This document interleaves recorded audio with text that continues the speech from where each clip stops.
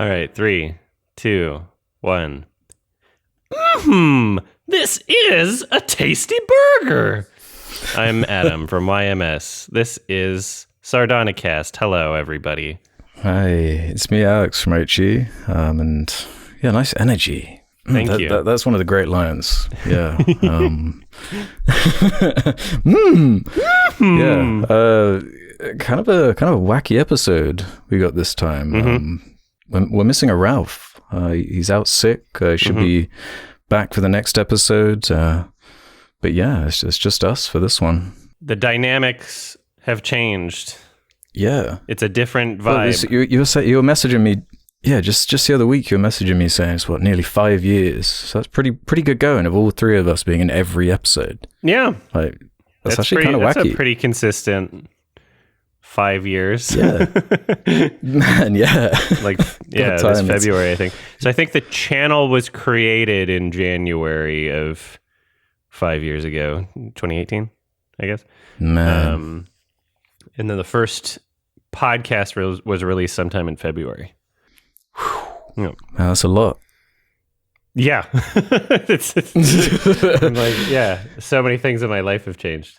Yeah, no, straight up. It's just like a blink and miss it thing. 5 years, just as you get older, just feels like 1 year. It does, but it also kind of like feels for like forever.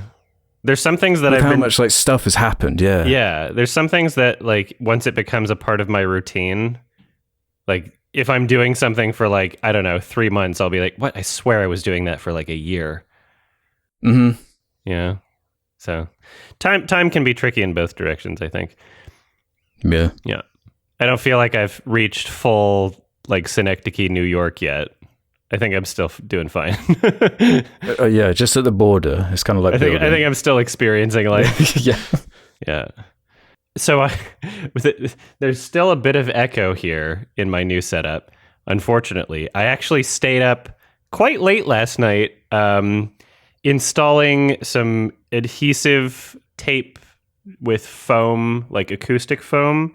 You got that YouTuber foam up. Yeah. I found what I thought was like, I don't know, a good reasonable price per foam on Amazon, and one that seemed to have a shape that probably worked. And I installed them, and even after I just set them up, it wasn't like, I was still getting some echo. I probably not as much as I am right now, because most of them fell.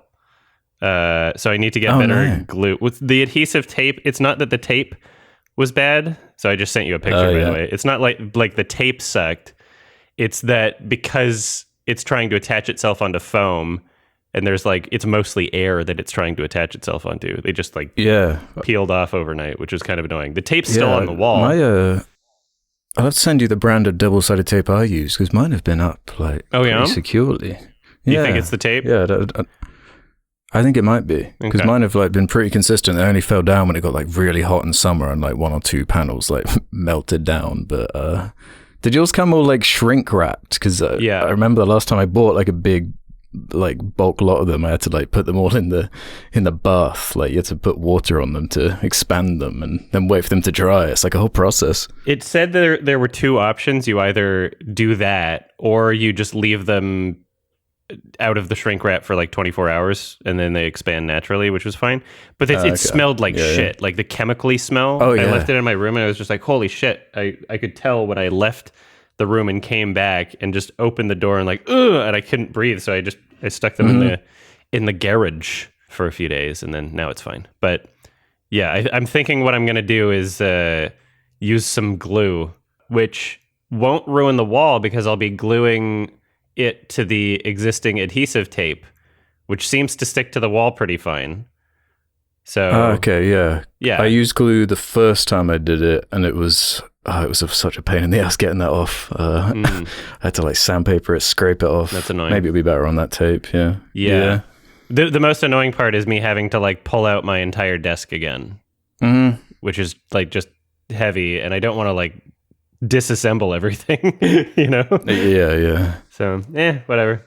So speaking of painful chores, My brother and I actually beat Halo Infinite recently because they finally released the co-op campaign.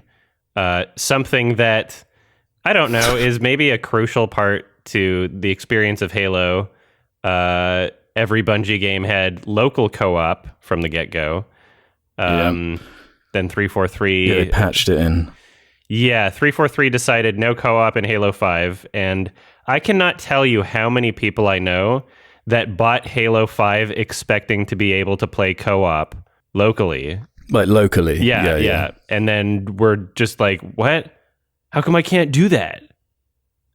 Like, to be honest, in a weird way, they were kind of saved because that campaign ain't all that, but yeah, it is a bad precedent. I know like 3 different couples that were like, we bought this game and the Xbox so that we could play this together, and then we found out we couldn't. Because it would be a shock. It's like, why wouldn't you have that in the newest Halo game? It's obviously a thing that you should have. It's defined the whole franchise, like from the beginning. The LAN parties, the whole like going around a friend's house and playing the cat. That was like the whole thing. Like, I am hyped to hear what you think of this campaign, because honestly, I haven't touched this game around since it came out.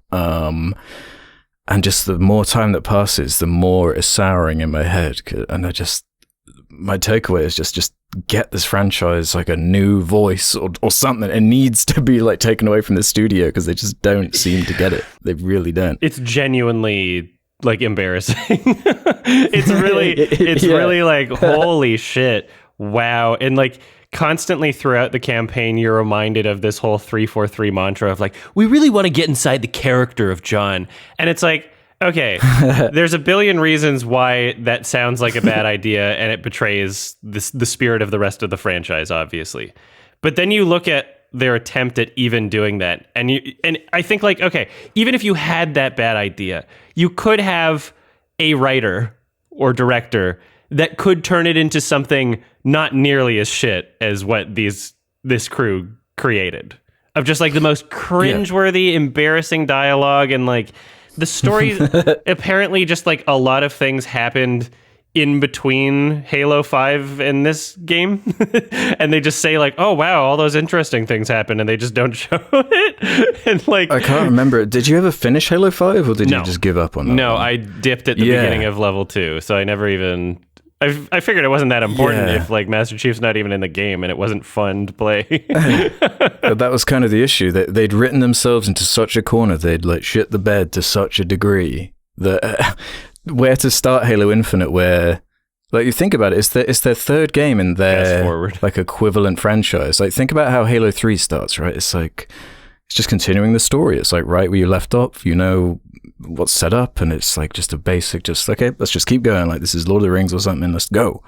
Here it's like they've got to reestablish everything again, and they've done that in every single 343 Halo game. Every one of them has kind of a different aesthetic, different characters, different visuals, different music. It's like just bouncing all over the place. They're just throwing things at the wall and hoping something sticks.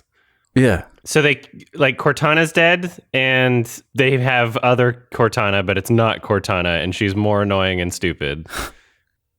And she just like she's constantly like, got these sarcastic little like quips, like just the constantly complaining. But what you just said about like Cortana death and trying to add like more character to Chief or whatever, they already did that in Halo 4. Like that was they've already attempted that, and it didn't really work that well. And now I guess, man, the Halo fan base is like so desperate, and at least it looked like a Halo game a bit more. Like the art direction was a bit more in line, so people I guess were more okay with it. Because I mean, if you look at reviews for the campaign of this game, it's weirdly high, like high 80s, and man, I really don't know what people are experiencing or smoking. Like I think most people don't give a shit about this campaign story and are just like in it for the multiplayer.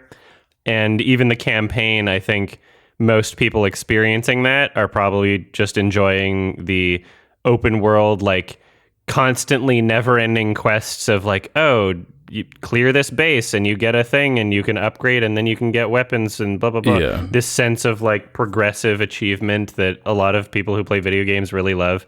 And so there's some things that they did well in terms of like making it something that people would want to turn on their console and play for.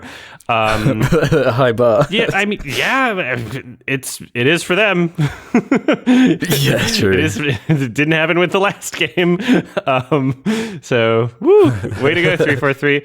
But yeah, I will give it some credit in the sense that, like, if all you're looking to do is just dick around and like kill some covenants, you know, and it feels like kind of like you're playing a Halo game, and there's a grapple. The grapple's fun. Then, you know, those things that they make for some fun stuff. Yeah, I'm torn on that grapple hook, man. I feel like the grapple's like it's a fun idea and premise. It's fun in like Doom Eternal or Titanfall or myriad other games that are kind of designed around it. But I feel like it kind of defeats a lot of the fun of like what made those original games work. Like, did you notice how like vehicles, like they're basically irrelevant, they're redundant now. You have a grapple hook that recharges in a couple of seconds, and when you get good enough with it, you can basically just fly around any environment and just defeat anything with ease. You'd have to take it away. I liked some of the vehicles, and I liked the what was it, the gun goose or whatever. Yeah. And I obviously, you know, Ghost is fun. My big problem is that the environment was kind of like Death Stranding, where it was like, am I not supposed to have a vehicle? And so you just kind of resort to using the grapple hook to get everywhere, because your vehicle gets stuck on like the tiniest rock. And unlike at any other Halo game, it's like, okay, well, I'd be able to just like reverse and go forward, or like bump it a little bit and then it, you know, get it unjammed and just keep going. But this game, it's like the design of the maps are just so fucking stupid. I have to assume that like a big chunk of it was just like procedurally generated or something like that, like not real design, or like just randomly designed in a way where they weren't considering whether or not you should be able to use a vehicle. It's like, yeah, what is the point of a vehicle anymore? Like, you can only bring it so far. Like, you can't bring it to like the next base because you'll just get it stuck along the way. Like, it's an absolute rarity that you'll still be able to have your vehicle by the time you get to somewhere you're actually trying to go, which is, it's just insanely infuriating for a Halo game, especially. In theory, I'm kind of okay with there being open world elements implemented into the design. Like they did it in ODST a little bit, but it was like very limited and, you know, brief. But it seems like it came at the expense of that linear campaign with the, you know, the more linear design missions where it's more guided and they can have the set piece. They can have the moment where a huge ship comes down and the gravity goes crazy and things are flying everywhere. There's like nothing like that. Like in the linear missions, especially of Halo Infinite, they all just kind of blend into one. It's all like extremely forgettable. It was kind of, by the time we hit the end of the game, I was like, oh, I guess we're near the end of the game right now. It's like, it didn't really feel... Like, what's the standout level? Like, there isn't one. There's no memorable level at all. It's just things you do in the map that are kind of fun and silly with the grapple hook and just like jumping around and being dumb. Yeah, you're completing your checklist of just quests that you need to do, and none of them are like unique or interesting. They're just kill the bad guys over here, kill the bad guys over here. Yeah, it's more like Far Cry or something. It's bizarre for a Halo game for that to be the hook, I guess. Yeah, and Far Cry, the maps are way better designed from what I've played. Oh yeah, much better. Like, I played the third game at least, which seemed to be their first like kind of open worldy. That's the one if you're gonna play any. Yeah. I've heard some good things about 4 anyway. But yeah, I mean, like, you can still have an open world environment and design it in a way where it's like, oh yeah, here's how you would get from all these different places with a vehicle. That's kind of important, you know? Like, you should take note of what tools should be at the player's disposal and think about how they're going to use them in the map that you've created. It seems like a lot of teams within 343 were maybe just either working independently, or there were enough changes along the way that a team designing for one thing in mind it's no longer ideal because somebody else changed something and then added something else, and like, I don't know. It just seems like one of those things where nothing feels purposeful, nothing feels important. You kind of just threw it together, and some parts of it worked, but overall it's like, yeah, not really a campaign. Yeah. So you played not co-op, I assume. Well, no, it wasn't an option when I was playing. I would have, but it's long, like, out of my conscience now and uninstalled. And yeah. I don't know. It's not really... So it took them forever to make co-op. Yeah. And even within co-op, there's certain things where I'm like, did you guys even, like, test play this? Like, is this going to get... Like, they clearly just... It was designed as an afterthought. So if you are... not the host player, so if you're in someone else's party and you're just joining the game as a co-op, and so my brother was always the host player, Marines won't follow you or get in your vehicle. So I could never drive a vehicle and have Marines in it. It would always be my brother would have to drive the vehicle if we wanted Marines to join us, because it recognized him as the the actual Master Chief, I guess. Yeah, man. Which is just so lame. Yeah, it never used to be like you could have 4 people on like separate mongooses in like Halo 3, or like driving around with AI on the back. Yeah, it doesn't seem that complicated, Yeah, I mean, just things that existed in the other games, and it's not like, oh, we don't know how they possibly could have done it, because they made the Master Chief Collection, which is just, they have all of the source code and files and everything they could possibly want from the previous games. Yeah. To be able to like dissect it and see what happened and how it worked. Like, they literally remastered, reskinned the other games. So it shouldn't be a mystery to this team. So it's like they hate Halo. It's crazy. It's like they were assembled from the beginning to like dismantle it and just use the namesake and just just put something together and like try and reinvent itself. And so no, just a real guilty spark. Yeah. But I want to know because I doubt you played like Halo Wars 2, right? No, but I played a bit of the first one. That's like a crucial part of the story, kind of. That's where the villain is like established, like Atriox. Who made Halo Wars 2? Was it a 343 game or what? It was a 343, and I want to say a certain affinity combo. It's an RTS, so it's not like it's like kind of a combo. They didn't have any involvement with the first Halo Wars, did they? No, I think that was a different team. I think that was Ensemble or something. I don't think 343 had existed yet. No, but my point being, there's that opening cutscene, isn't there, in Halo Infinite, where like it's like a pre-rendered thing, and it ends with like that big brute character who like nearly kills him or something, and then he's like teased as being dead, and then it shifts to like a different villain, this like screamy monkey guy.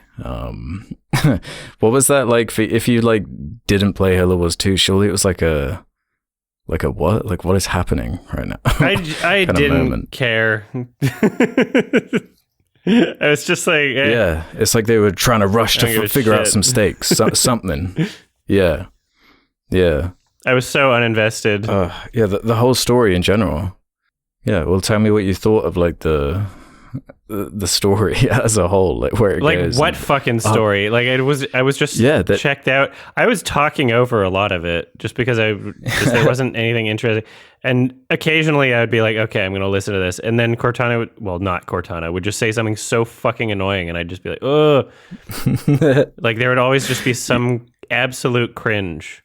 Oh, yeah. And then, I'd hear Steve Downs again, and I'd be like, maybe now's the time to like just replace it. He sounds like an old man.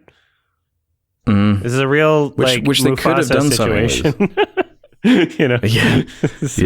Like, I get it, James Earl Jones. You got the same guy, but we don't all last forever.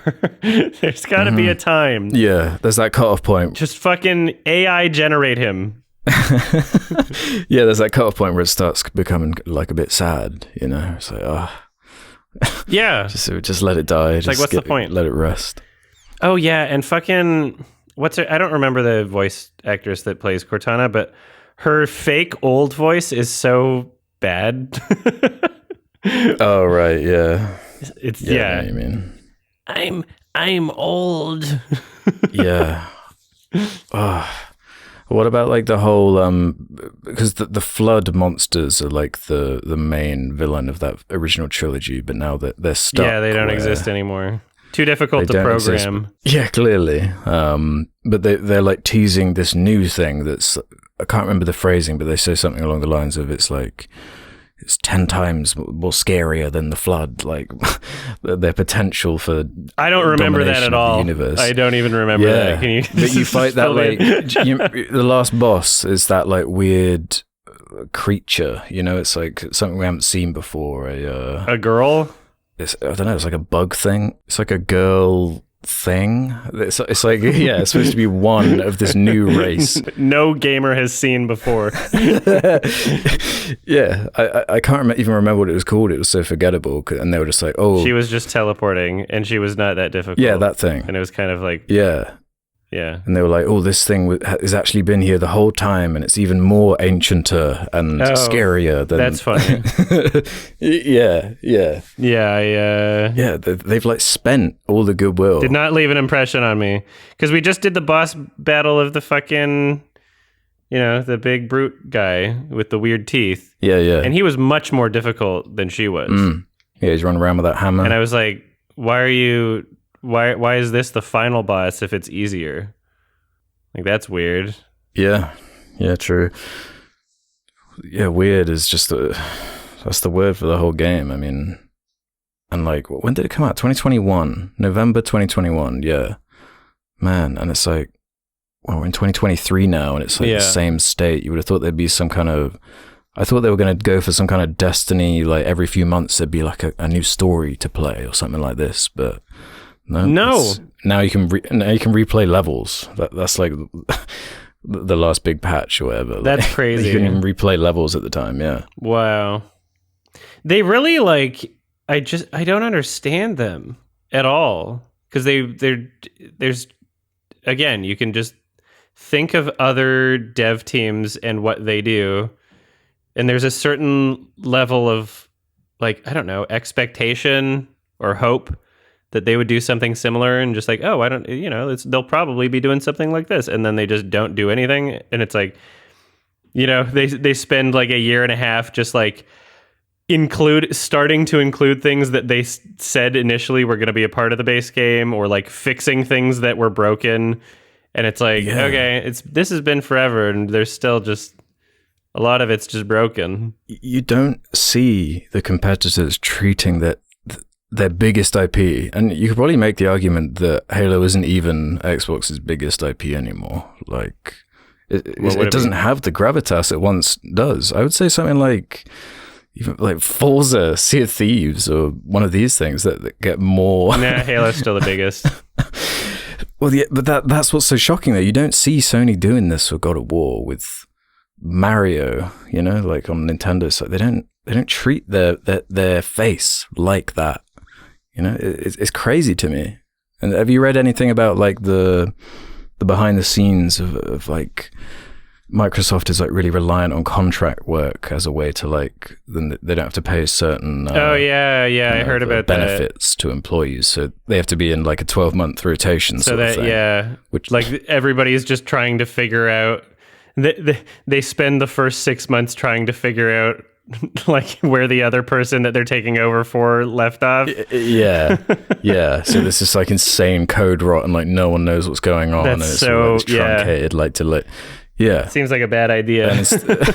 And they'd wedge themselves. Like, it was supposed to come out when the Series X came out, but like they had to like it. I think it like something to do with Halo Infinite was on the back of the box of the new console. Yeah, like, that's how much it was riding on it, and they had to delay it a full calendar year after that point. And even now, like, it's still another calendar year later, and what we're talking about, patching in level replay. It's actually shocking. It's shocking. Yay, we got Crow Up. They needed to just like pack it up. But I guess like they would have spent hundreds of millions on this. Now they have Forge, and so the community is going to be creating the most interesting parts about the game. Yeah. Like, if the Halo community didn't exist, like, you know, you would be nowhere 343. Yeah, so they're at the point where they're like, okay, you make our game. So I guess things are going to be okay in some sense. I played a couple of Forge maps. There were some cool things. But yeah, I love community-driven games. I don't know. Yeah, I have no idea how the Forge works. Like, I don't know what the limitations are in terms of what you can create, but hopefully there's some cool shit. I did notice one thing that was kind of irritating, though, is people were creating like scaled one-to-one scale versions of other Halo maps. You'd see like, like Blood Gulch or like some other thing. And every single one of them that I see, I'm like, the textures are too shiny. Did you not include non-shiny textures in Forge? Like, what's happening here? Like, why is every single one of these like way too shiny? Yeah. So I don't know what the limitations are on that, but hopefully they, I guess, fix that. That was one of the things Halo Reach, which actually did release with a full package in Forge, like on release day. Like that was one of the problems with that. With they built like a bunch of the old maps in Forge, but they all looked a bit like kind of samey in the same kind of palette of kind of textures and things. But you know what? I'd take that any day, like a complete package. Like, what is the point of adding a feature, like a community feature like that, so late when surely the biggest the biggest audience you're going to reach is when the game first comes out? Like, it must be a fraction of a fraction. Like, I don't know, like I haven't looked on Steam lately how many players it's pulling in, but I mean, it's going to be nothing compared to when it first came out. Yeah, it's fucked. There's no hope for 343. It was better than Halo 5.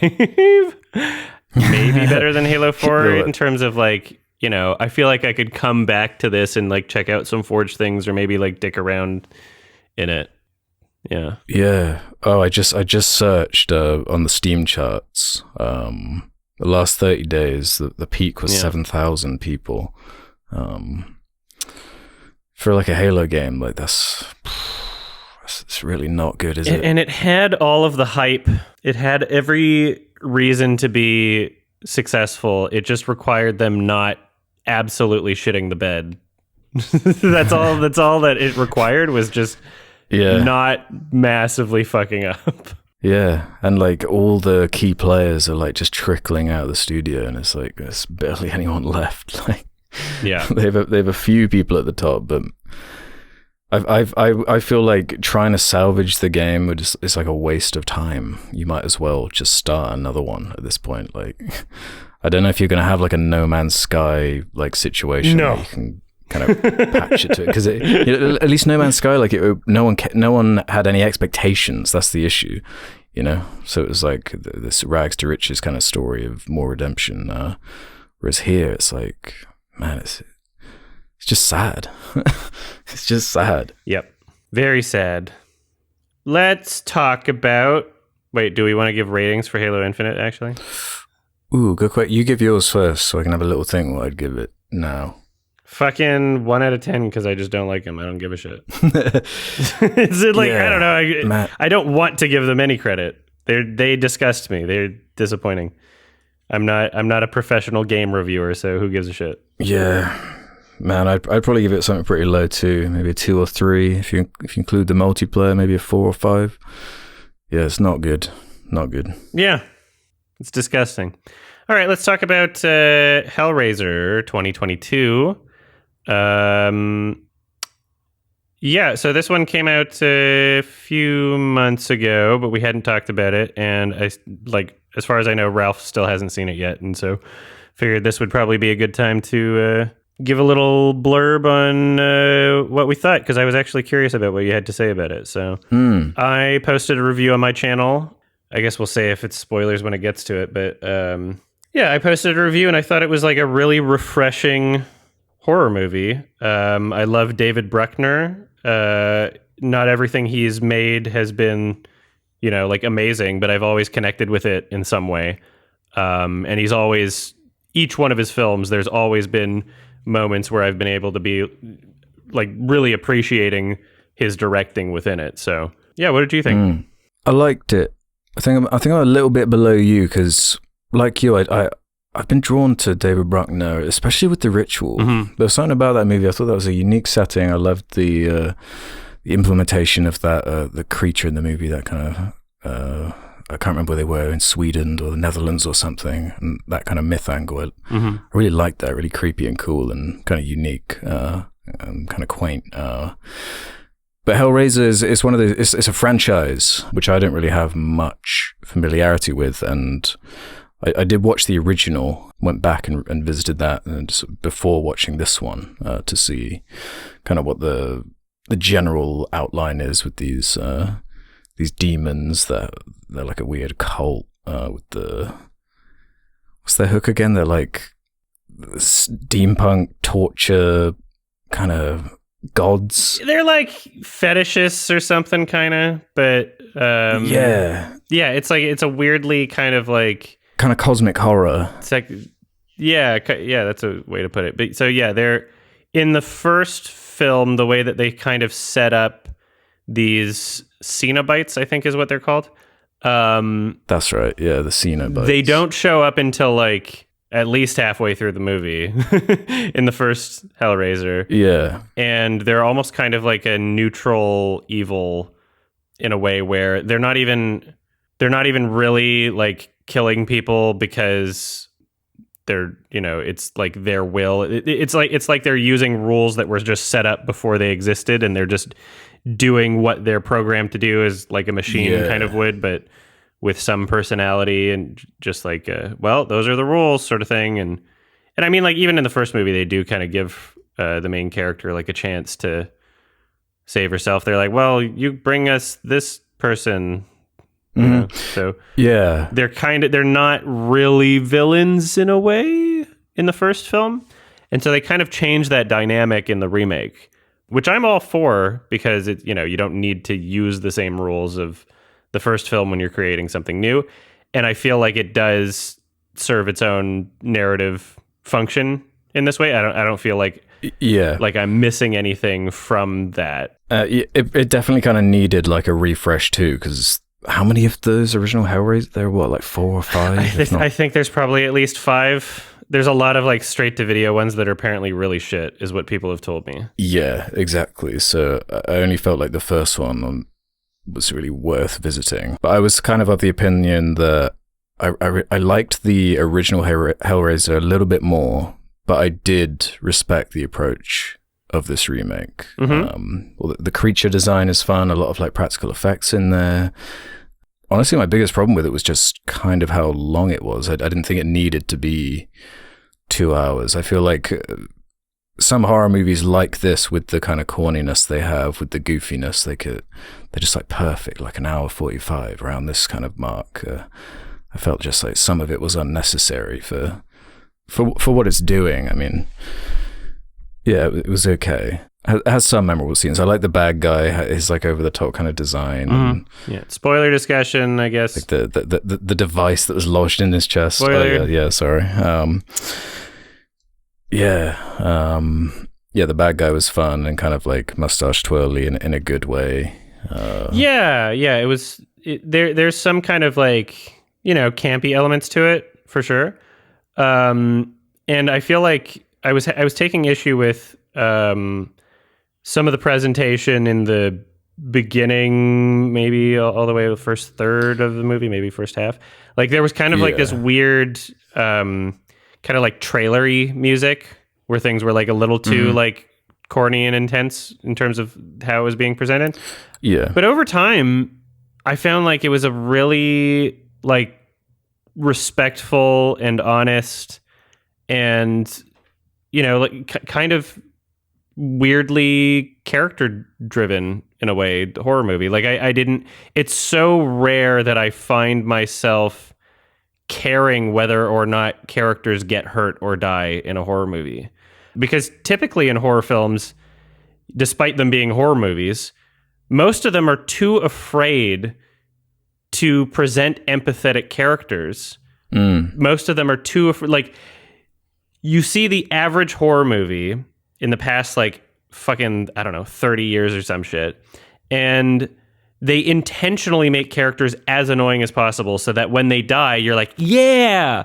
It's like, it's so frustrating. Because I think that true horror is having something taken from you that you like, is having the experience of like, oh shit, I didn't want that character to die. They didn't deserve it. Or like, I actually feel bad. Like, there's something there that I experienced during this film that I realized as I was watching it, like, fuck, this is kind of what I've been itching for in horror movies for so long, is for me to see a character die and not want them to die and be like, holy shit, like, fuck, this sucks. Like, they didn't deserve it. They were just like kind of the roommate character. They were just there helping out. They like barely, they didn't really do anything wrong. Like, and they got like a terrible, horrible, torturous death that lasted however long, and it's like, fuck, ripped apart by chains or shit. whatnot. Yeah, but I guess what it was for me was in that original Hellraiser, I really loved that setup of like that room and the guy like forming himself slowly through like the different sacrifices, and especially there's that really great scene early on. There's like the rebirth scene, and it's like coming out of the floor with these practical effects, and it's like really cool and fun. That kind of was carrying it for me, like the concept of it. And then in this new one, you're right, it is much more kind of character focused, and I liked the lead a fair amount. She was great. I liked her, the Odessa Azion.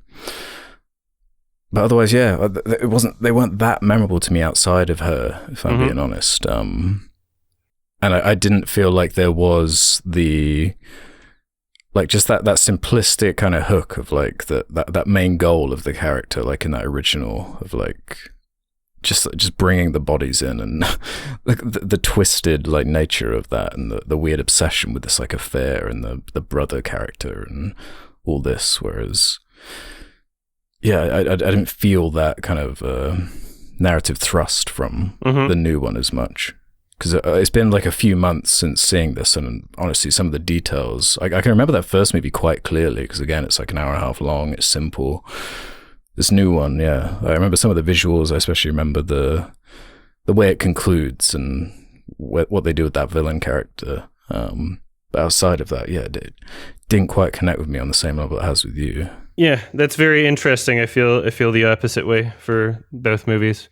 I feel like I connected with the second one a lot more, and there's more about it that I have in my memory, whereas like the first one, like, I remember things like the premise and the gore makeup, and it kind of gets like, I really did not like the ending of the first film. I thought that it was just kind of farted out, I mean, like, I guess also just like a huge part of it is like, I was never scared watching the first film. Okay, I did find some of the visuals in that original one scary, when they're like in that hallway with that weird creature, and it's that practical nature of like when they're hidden in the shadows and there's all this like weird red gunge everywhere. And it's got a lot of like fun demonic imagery, but then so does the new one, to be completely fair to it.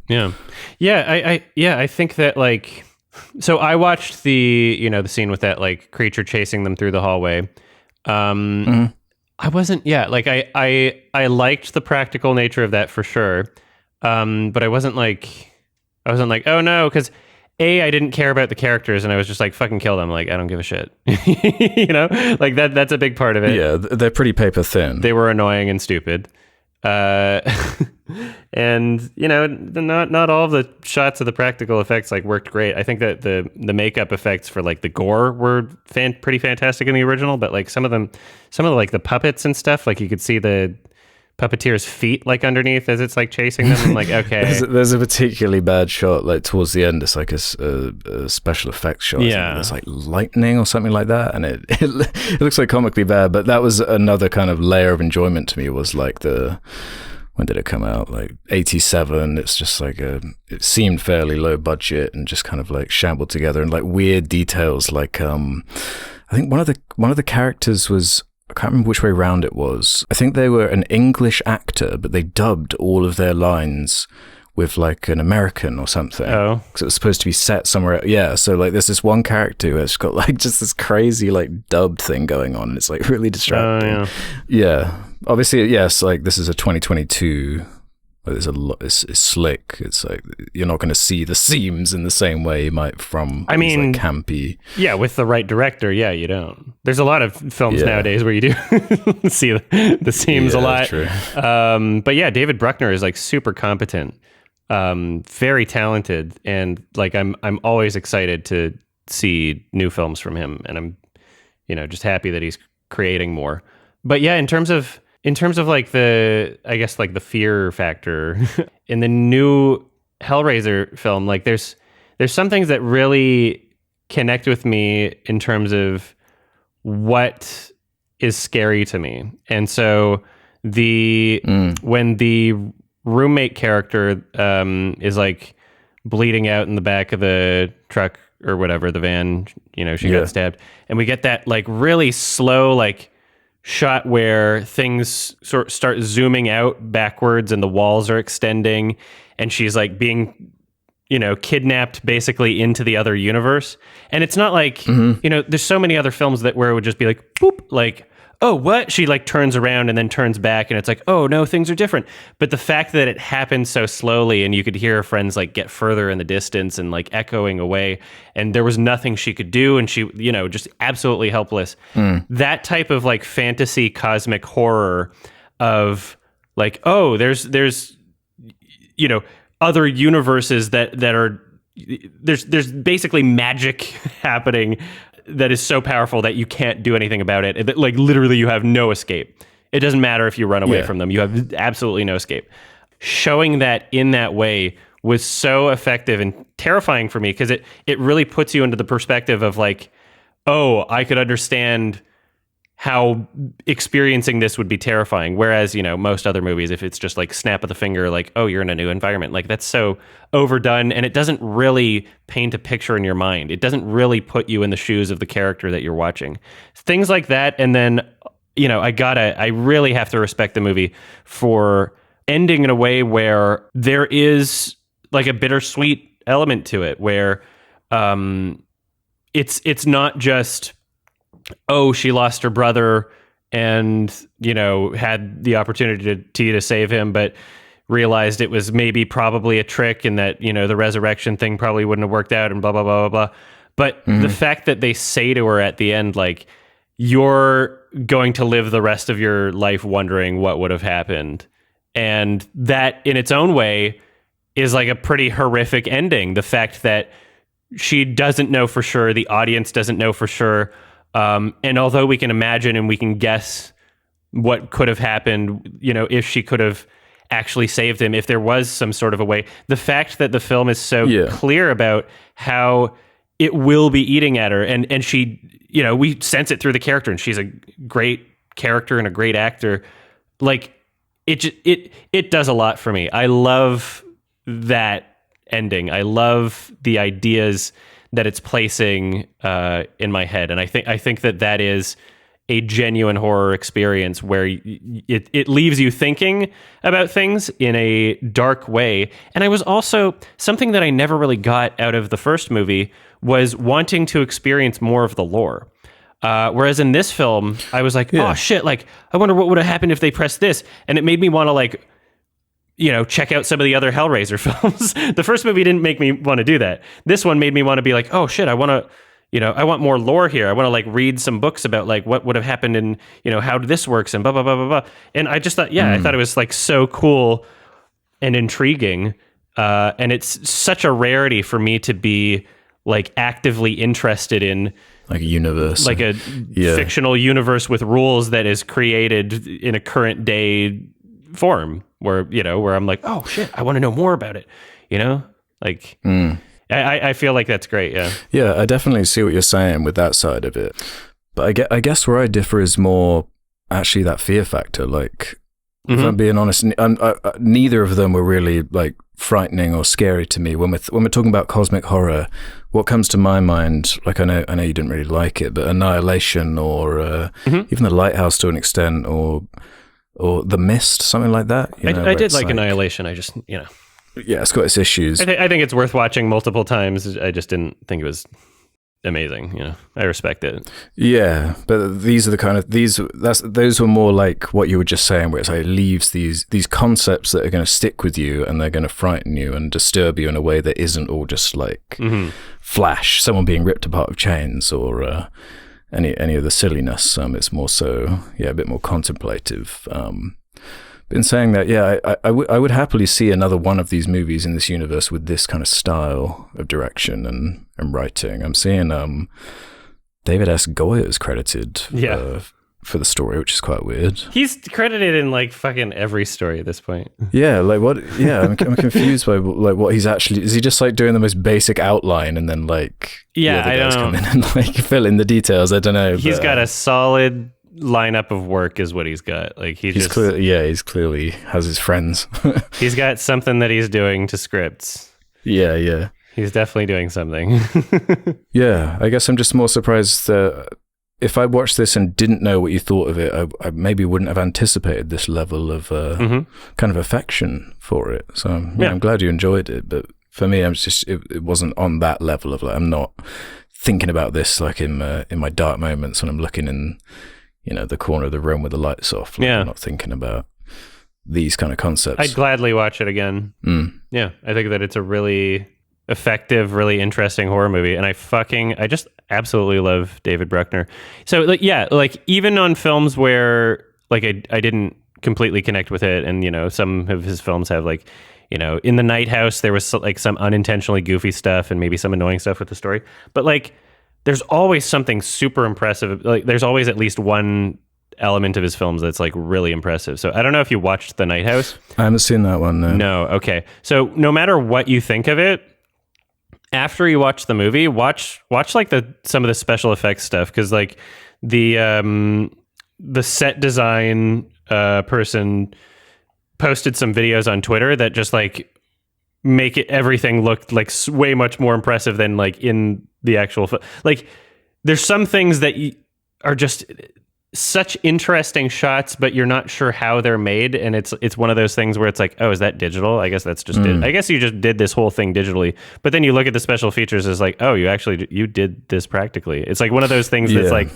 lost on you during the watch, unfortunately, because it's such a good effect that it doesn't seem like they actually did it.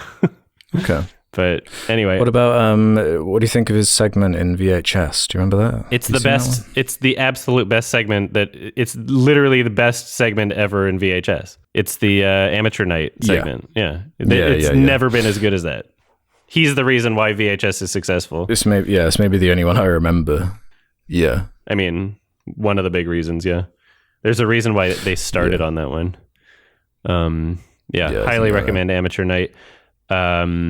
He had the best segment in The Signal, 2007 film that's, fun and campy. I'm excited to see him do more stuff, and I hope it all goes well. When I watched this Hellraiser film, I was like, I didn't even look what the IMDb or Metacritic or anything was on it. I was like, yeah, that was great. And then I open it up. I'm like, it's all just like so lukewarm, like 50, like 5 point something, 50. Like kind of right down the middle. Just like, what? I'm like kind of disappointed, because in my mind, I was like, this, like everything that I've been complaining about and just wanting out of a horror movie, I'm like, oh, fuck, I'm getting some of it now. And it's not a perfect movie. There's flaws with it. If anybody wants to check out my review, I go more into it there about, some of the things I didn't like about the movie. But yeah, it feels like I really, I've been wanting these things out of a horror movie, like being able to care about the characters and like some sort of genuinely terrifying existential sort of thing. And I get these things. I'm like, yes. And then I check it out. I'm like, nobody's impressed. Fuck. I'm pissed off because I'm like, well, it's not my ticket that's going to be funding the next film. So I guess I'm just stuck here forever. And like the things I like just don't connect with other people. So I just I wonder if they sandbagged it with the whole like original Hulu thing. Yeah, it could have been a theatrical release. People see it. I bet it was supposed to be before Disney bought it. I bet it was one of those like fucking Prey things. where they're just like, oh, straight to Hulu now. Yeah, you're right. So sucks, but whatever. Fuck it. I hope he, let's see what his next project is really quick before he's got upcoming. Oh yeah, he's doing a segment in the newest VHS movie. So VHS 85 is in production. So that'll be really interesting. I'm really excited. Yeah, there's him, and who else is directing? Oh, Scott Derrickson, which, not huge on, but could be interesting to see him do like a segment thing. I'm sure his will probably be like one of the better ones, honestly. Yeah, I don't know how I feel about those VHS movies. It's the anthology problem where it's like, even if you have 2 out of like 6 or so that are like really bad, it like, it pulls down the whole project for me, and I just don't even want to. I know. You know what I mean? I know what you mean, but I feel like it's such a low commitment. I'm like, at least this bad one will be over soon and I can judge the next one. And as long as they're not all bad, like I guess VHS viral, then it's fine. See, I'd given up by then. Okay. I never saw that one. I would say there's 2 really fun segments in VHS 99 that are worth watching for.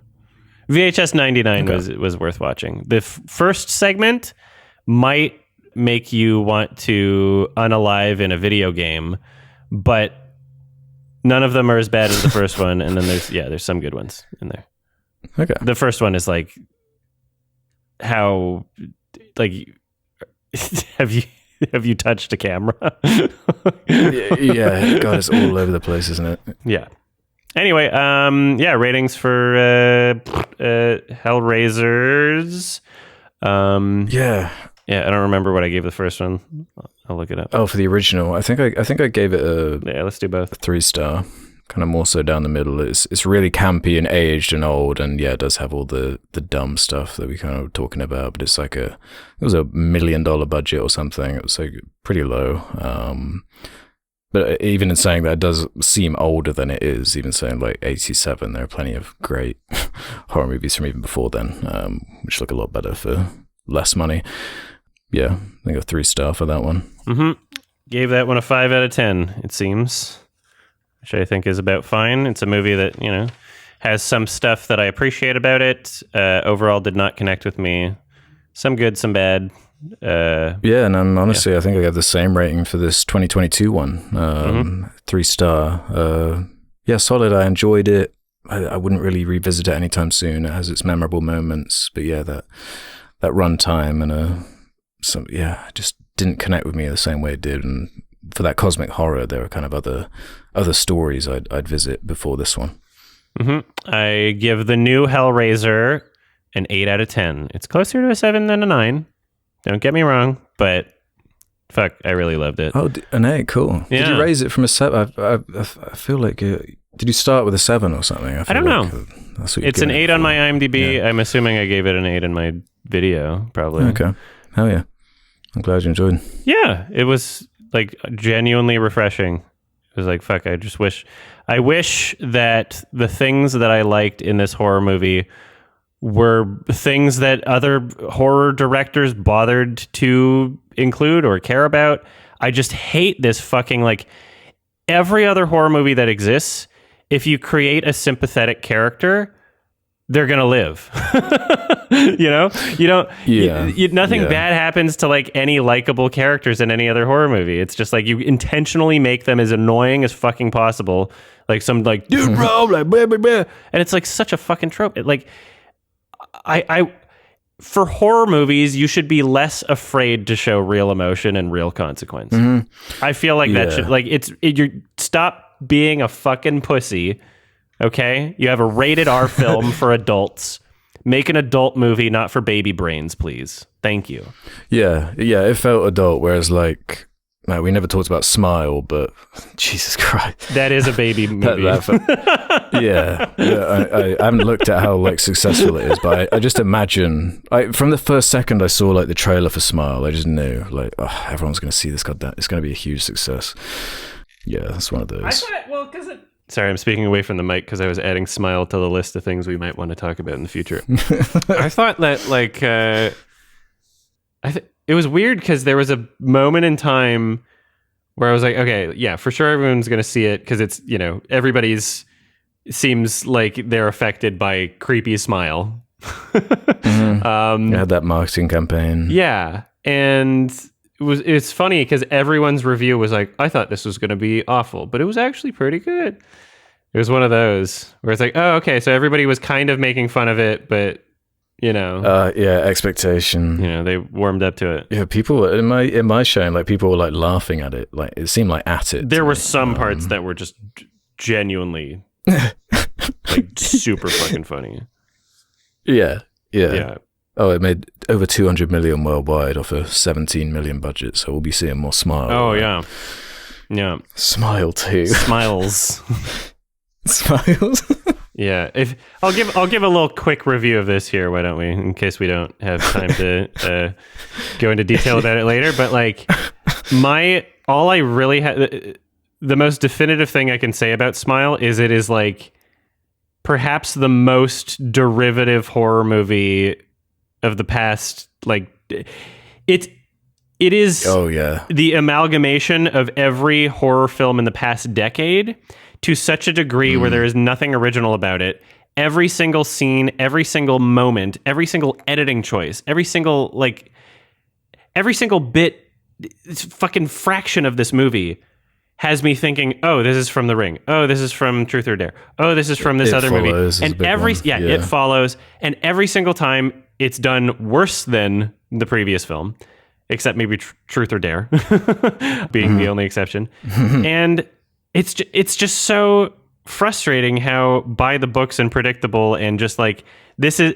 If you've seen any other horror movie in the past 10 years, I don't understand how this could like be an effective horror movie. Yeah, there's nothing surprising, but yeah, it's the formula just stretched out, like the jump scares and like nothing ever really has consequence until like the very, very ending. Like every single scare is like in a vacuum. It never like leads to anything really. It's yeah.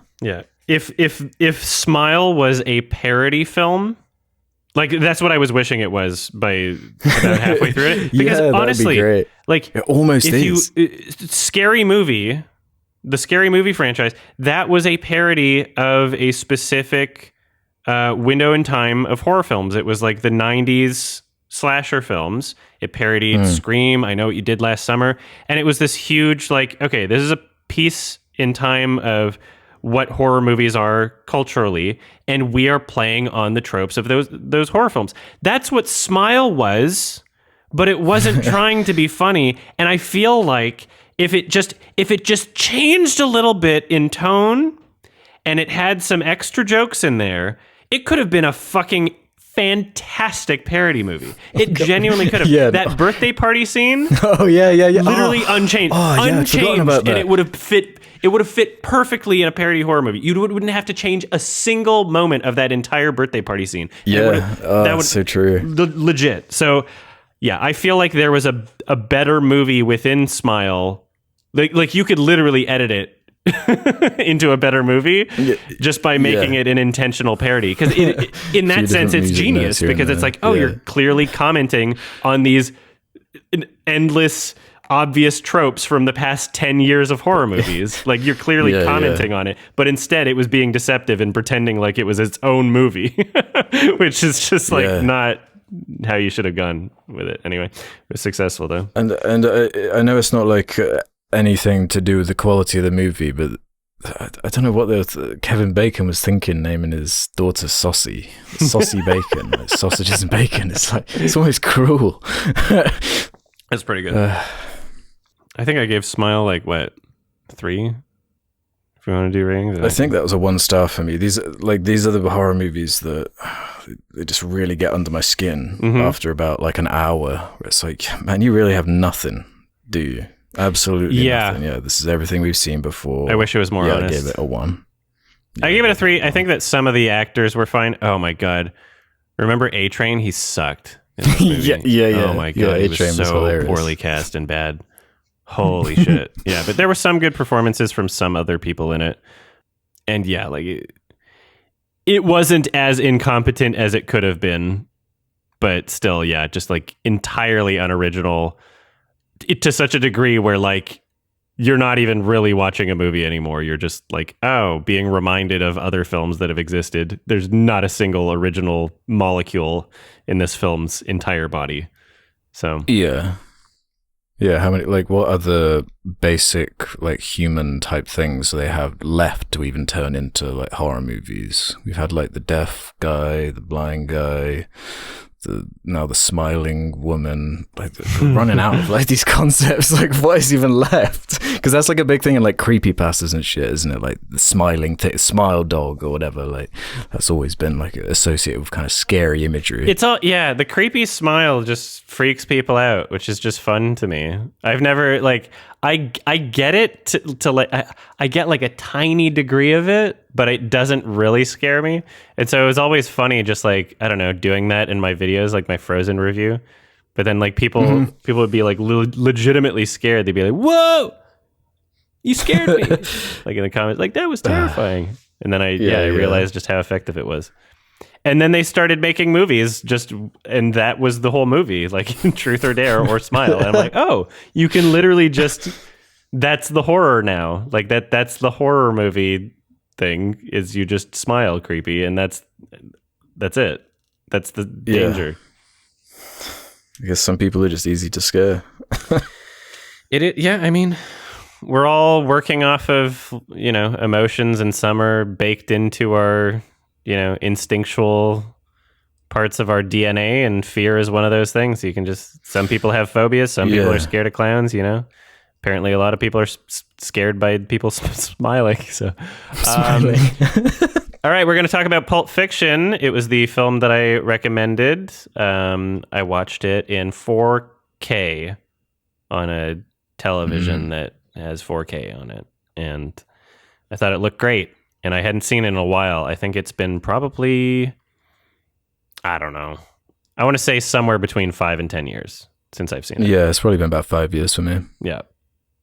But who knows? I don't have a great perception of time anyway. It's a classic. All right, let's move into our ratings. No, cool. Let's talk about what do you think? Any new kind of revelations watching the film? Kind of, yeah. Because obviously it is one of those osmosis movies. It's been like parodied to death in pop culture. Everyone knows it, all the lines. Everyone knows all the characters. It's just, it's one of those, like, how do you even find a new angle to even, like, talk about it at this point? But I was watching with someone, and when it ended, they asked me, like, oh, so what do you think it's actually, like, about? What is the meaning of this beyond, like, because on a surface level it's extremely entertaining, that the dialogue is quippy and fun. They're always talking about something interesting. It's full of typical, like, Tarantino violence and gore and blood and drugs and all that kind of stuff you'd expect, which can get you in. But trying to come up with, like, what is the film saying more so is really what I was, like, thinking about and trying to get out of it. And especially, like, the arcs of these three main characters, be it Vincent, Butch, and Jules. That's right. And, like, where they take it and what they're trying to say with it, or what I think they're trying to say with it. I don't know if you want to delve into it now, or spoiler discussion. Let's fucking do it. Yeah, because it's an extremely ambitious movie. It's kind of its structure. It's out of order. Characters will exist for just, like, a single scene, and it's kind of jumping all over the place. And it seems kind of non-chronological. I remember the first time I saw it. Yeah, non-chronological. And I remember the first time when I watched it when I was much younger, when I would have been, like, I don't know, 14, 13, and not really understanding what that kind of structure was adding to it. But it seems to me to be sort of almost a comment on the random and cruel nature of the world, and trying to find some kind of redemption or meaning in it, and using these kind of three lead characters to make some kind of comment on it, whether it be Vincent, who's more chaotic. Whenever anything kind of deep or philosophical comes up, he kind of poo-poos it. He doesn't really want to indulge in it, and he's kind of more of a nihilistic sort of character. He's like when he's like a heroin addict in the movie, and it's kind of his fault that Uma Thurman has the overdose scene, and like his first comment when that happens is something like "Oh fuck me," and he's like clearly he's concerned for himself, and like he knows because it's established earlier that Wallace will kill him. Yeah, that's how the stakes are more or less built. is that it's not just like, oh, this character's dying. It's like, oh, she's gonna die, and I'm gonna probably get tortured. So, you know. Yeah. That's actually a good. There's that scene early on. The one of the foot fetish kind of scenes where they're talking about foot massages for like a good few minutes. Exactly. But it has a good. It brings out like a good. It's establishing the villain effectively. It's establishing the stakes clearly. That's something that this film does really well. Yeah, and that's a tell don't show thing, at least at first, and that's all you would need for that, because eventually you are shown a lot of the Wallace character's kind of power in this universe, and just this idea that Jules he keeps like misquoting the Bible, right? Am I wrong in that like this quote he keeps bringing up apparently like isn't even in the Bible? Oh, that's parts funny. of it are, but like his version of it isn't necessarily like in the Bible. I don't know. I'm not like into scripture or anything, so that's something I was reading in the trivia afterwards, which is like I did a funny go to detail. Fucking Bible confirmation, but I don't have the whole thing memorized. But I did notice that his phrasing from the beginning of the movie to the end of the movie, his phrasing's slightly different. So that's something that I picked up on. But yeah, so I don't know how accurate his translation of the Bible is. And also, if we're being honest, I don't know how accurate any translation of the Bible is. There's been a lot of issues with that. It was, what was it originally written in? Hebrew, right? Like, I don't know. True. Yeah, that's one line you can go down. Yeah, of course. It wasn't written in English. So, yeah, that's a good point too. But, in his quote, he says, what is it? "Blessed is he who in the name of charity and goodwill shepherds the weak through the valley of darkness. For he is truly his brother's keeper and the finder of lost children." And through each of these like character arcs, there's like this cool almost inconsistency where they're not static and they're flipping entirely. Like take the character of Wallace, for example, where he is this kind of like kingpin-esque character and he has all this power and he's like you fear him at the beginning of the movie, but then when you go to the bondage. What's it called again? The Gimp? The guy in the basement. The Gimp, that's right. The Gimp scene. Yeah. Well, yeah, they take the most powerful character and kind of humiliate him. Yeah, that's a very interesting direction. You don't really see that in movies, except when it's like, you know, like, oh, I got revenge on, like if it's the main character getting revenge at the end of the movie and it's supposed to be satisfying. But this isn't even really a satisfying direction for the character. Like, even though this is like a big bad like crime boss, like, you know, intimidating character that you could say is kind of a villain in ways, but you know, it's not like a satisfying scene. It's not like, hell yeah, he's getting what it deserves. It's like it's flipping the tables in a way where you've changed the dynamic. You see the character in a different light, in a different vulnerability, and it kind of changes how you view the character in a way, especially by the end, the conclusion of the scene and what ultimately comes of it. Yeah, and the kind of like all these different characters get redemption in different ways throughout the movie, and big all theme. Feeding into that was another question I'd never really thought about. Where like, what does the title of the movie actually kind of mean? What's it commenting on? And I think it's like because Pulp Fiction means, I got the definition up. Books about imaginary characters and events produced in large quantities and intended to be read by many people, but not considered to be of very good quality. So I think it's like an ironic kind of comment on, in a typical piece of Pulp Fiction, like the characters will be simple and they will be kind of static and not really change, but let's read between the lines and establish these characters and put them on all these kind of inverse situations and show that there is much more depth to like real humans, and exploring that depth. Also kind of taking characters that, on paper, if you were to give like a reductive surface level description of them, they would fit into like these very sort of tropey and familiar roles that we've seen in many films. Like, okay, like hitman character, and like, the kid tried to rip off the mob boss, or the boxer who's supposed to take the fall and doesn't, or the like even like the sillier aspects of like, oh, I'm taking the boss's wife out on a date and I don't want to, blah blah blah, and it's like. Mm-hmm. I don't know how how often that happens in real life, but it does something much more interesting with these characters that otherwise would be just familiar things we've seen before.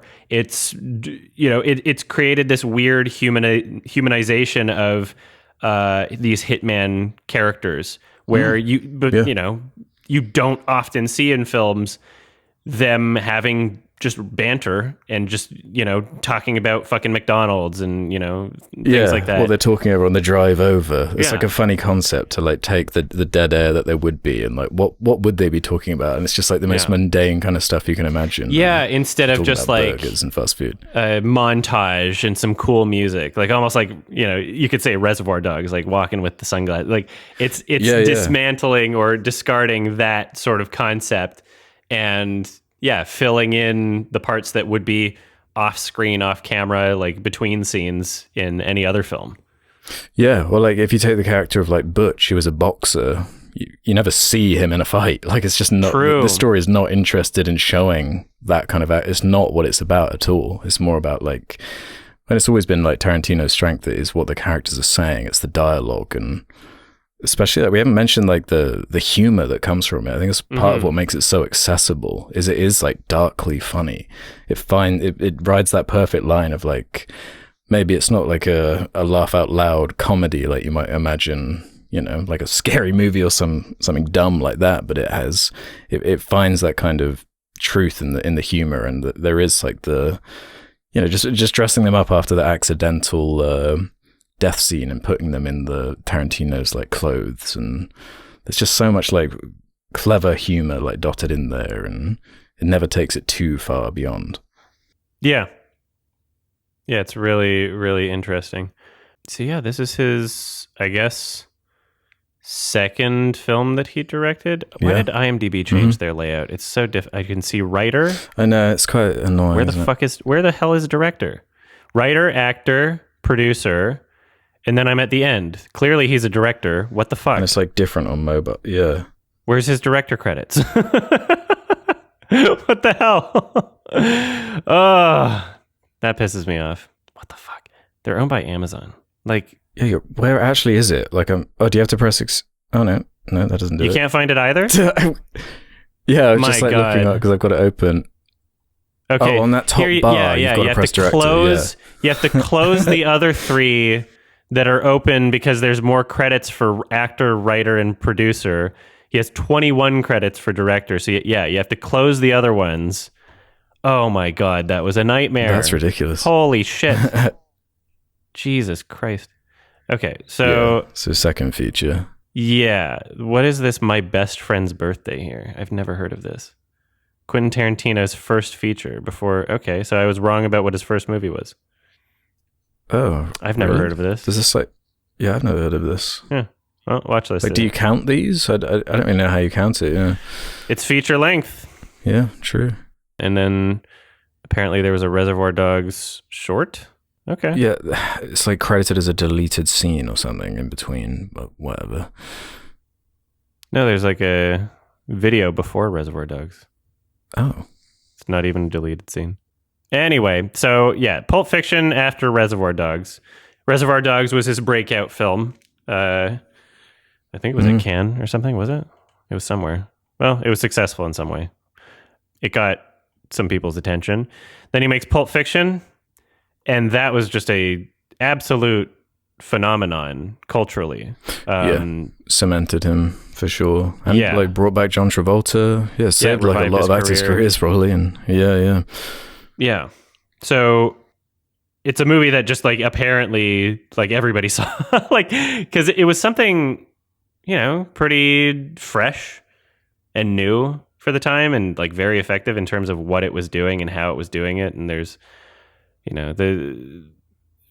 pretty accessible overall, you know, although I have heard the complaint from some people that like, oh, there's too much talking. It's like, okay, yeah. If you're not interested in the dialogue, if the dialogue isn't fun for you, then I could understand being frustrated by the movie. Yeah, I could see that. But to me, that's the main appeal. Like it's that's really what is on display, is that script, is that dialogue being carried by these actors. Yeah, because I was even I was shocked to read that like Daniel Day-Lewis was apparently like interested in that John Travolta part, but like he was so set on Travolta, like that's so he turned funny. away like Daniel Day-Lewis is like great, like wow. Yeah, he was on a podcast recently where he was talking about some of these things and like casting, especially for that movie, and he was saying how. Yeah, like Bruce Willis, like originally he wanted to play that Travolta character as well. Like everyone wanted that character. Like everyone was like turning away the kind of side characters and wanted that one because it is the lead. So he really must have seen something in Travolta, and it really is kind of his defining role. Like like picked up his career. Yeah, it is kind of funny that he revived his career that way. I would say like all of the acting in the movie is great. But I would still say Travolta's performance is the worst out of everyone's, except Quentin Tarantino, maybe. Worse than Quentin, yeah. Yeah, except Quentin Tarantino's performance. Yeah, that's my big one, is I wish, because I think that was supposed to be Steve Buscemi in that role originally. I kind of wish that would come to fruition, because Buscemi is kind of a bit of an echelon above Tarantino's, like... ability. Look, I feel like if you don't cast yourself in your own films, then you never get to say the N-word. Okay, so true. He definitely likes that, doesn't he? Oh yeah, that's it. Watching this movie, you'd be like, "Damn, this is his favorite word," because like everybody's saying it throughout the entire movie. I'm like, this is way more. Yeah. I didn't remember it that way. I was pretty young in 1994 and also not in America, but I don't know if people said I don't know if it was that common of a word. I couldn't comment on that either. He definitely loves it in his scripts. That's for certain. Yeah, everybody's saying the N-word forever in this movie. It's crazy. And it's like, and it's that, and once you know about the foot thing, like you can't not see it. Like Uma Thurman's like she's not wearing shoes in like every scene. Like she didn't need to be like wearing flip-flops on the dance. She's dancing without shoes and like blah blah blah, and then you know, like there's some shots where it's just like it ends with like her lifting her heel up so you can see the sole of her foot, which if you didn't know, people who are into feet like really love the soles of feet. They love the bottoms of the feet. Oh, is that what it is? Yeah. Okay. Yeah, I've never really understood. So I'm glad to have that tidbit now. Yeah. So it's kind of funny because like if it's any other director, just imagine that many tit shots in a movie. Just imagine that many shots of a film where it's like, okay, we're going to follow this character walking, but we're only going to see her boobs. Because that's essentially what he's doing, which is kind of funny. And he wrote it into the script too. He's like, oh, a foot massage. Blah, blah, blah. Yeah, it could go to the dance and like take your shirt off while you're dancing, basically. What a guy. It's so funny. He's his fetish is just way in his art to such a huge degree, and everyone knows it, and he doesn't even seem to care. Yeah. Like he's just just keep doing it. Why not? Yeah, I do find him a very interesting person. I like listening to him. He always sounds like he's just done a line of coke. He's like really Quentin energetic. Whenever you hear him in interviews and stuff, and he knows his stuff too. He loves film, and it's baked into every one of his movies. And it's the only way you can really write something like this is with that knowledge of all these tropes and like, with like Pulp Fiction and trying to find like the areas that haven't been explored and like seen ideas of like, it would be funny if like, what are people saying? What is this couple, like the Tim Roth like couple? What are they talking about right before they decide to like rob it was like a coffee shop, wasn't it, or something random like that? It's finding just the right angle. Yeah, it was like almost like a spontaneous decision. Like they were talking like they might not have done it if they hadn't just decided like, oh yeah, this is actually a good idea. Yeah, and how it like bookends the whole story with the opening and establishing that, and then closing and drawing all these threads together. It's like, yeah, expertly crafted in terms of that out of order structure. Mm-hmm. Sorry, I've got a mouthful of food. My boyfriend just made me a breakfast sandwich, and I wanted to have a bit of it while it's still warm. He just brought it into the room, and it's awesome. Oh yeah, I forgot it's breakfast for you. It's like, yeah, I mean, sun's down here. It's 2:30 p.m. Oh. We both kind of woke up late. So, just 1 second. I'm halfway done the sandwich, don't worry. Yeah, ate it fast. You got to chew though, man. Don't want to. I think you've seen me eat before, right? I don't really. Yeah, because I'm like a really slow eater, so I'm like the inverse. So like chew like every bite, making sure it's like paste before it goes down. No. You're like, yeah. No, there's like, I'll never forget. There was like 10 years ago, the most drunk I ever was in my life. Like waking up and finding like some vomit in the shower, and I was like. Those are just whole pieces of shrimp. Like they're entire shrimps there. You were just eating it like a dog or something. Yeah. Not even chewing. Yeah, like a horse, I guess. Almost done. Be worried though if you found a shrimp in a horse's gullet. Delicious. That making me hungry. It was really good. Yeah, there's a lot about this movie that I appreciate in terms of its presentation. There aren't many cuts at all in the movie. No. A lot of long takes. Yeah, not that many locations either. They kind of just stick to like really strong scenes. Yeah. Yeah, some long scenes where you just get to absorb the characters and just really, you just get to soak things in a way that you don't often get to do in most films. Yeah, but it doesn't feel like at the expense of like scope. It still feels like a big city and this big like intertwining story of like more that's going on outside it, you know? Yeah, one of my favorite shots was Butch walking through the fence and just like, you know, how he decides to not park directly outside his apartment while he thinks he's going to get killed. How the camera goes through it and just, it's a really nice, smooth shot. You don't feel like, there's no like shaking cameraman jumping through the hole or whatever. It's clearly like passed off to somebody, but really smooth transition in that way. Yeah, it's something that I picked up on about this film is that there's a lot of like 60s nostalgia in it. Which is whole, funny restaurant. Because that's like a 30 years later sort of thing. And right now, a lot of 90s nostalgia is existing 30 years later. Yeah, this thing comes in cycles, doesn't it? Yeah. And just like, I love the whole, the briefcase MacGuffin. Like, MacGuffins can be like so kind of annoying, or just like, unobtainium, so something silly, something goofy. Yeah. Just the reservation of having that, the characters like comment on like what's inside it, like just like they're the audience members, like what is in there, like what is like what's in the box? What are you thinking about? And what's in the box? It's J.J. Abrams, the mystery box, like right there. But it's not like, instead of like one of his stories, it's not like a core component. It's just an excuse to get things moving. It's really not like a focus or and it's not it's not like everyone's MacGuffin anyway. Like Bruce Willis has the watch, which I thought was like really cool and clearly established.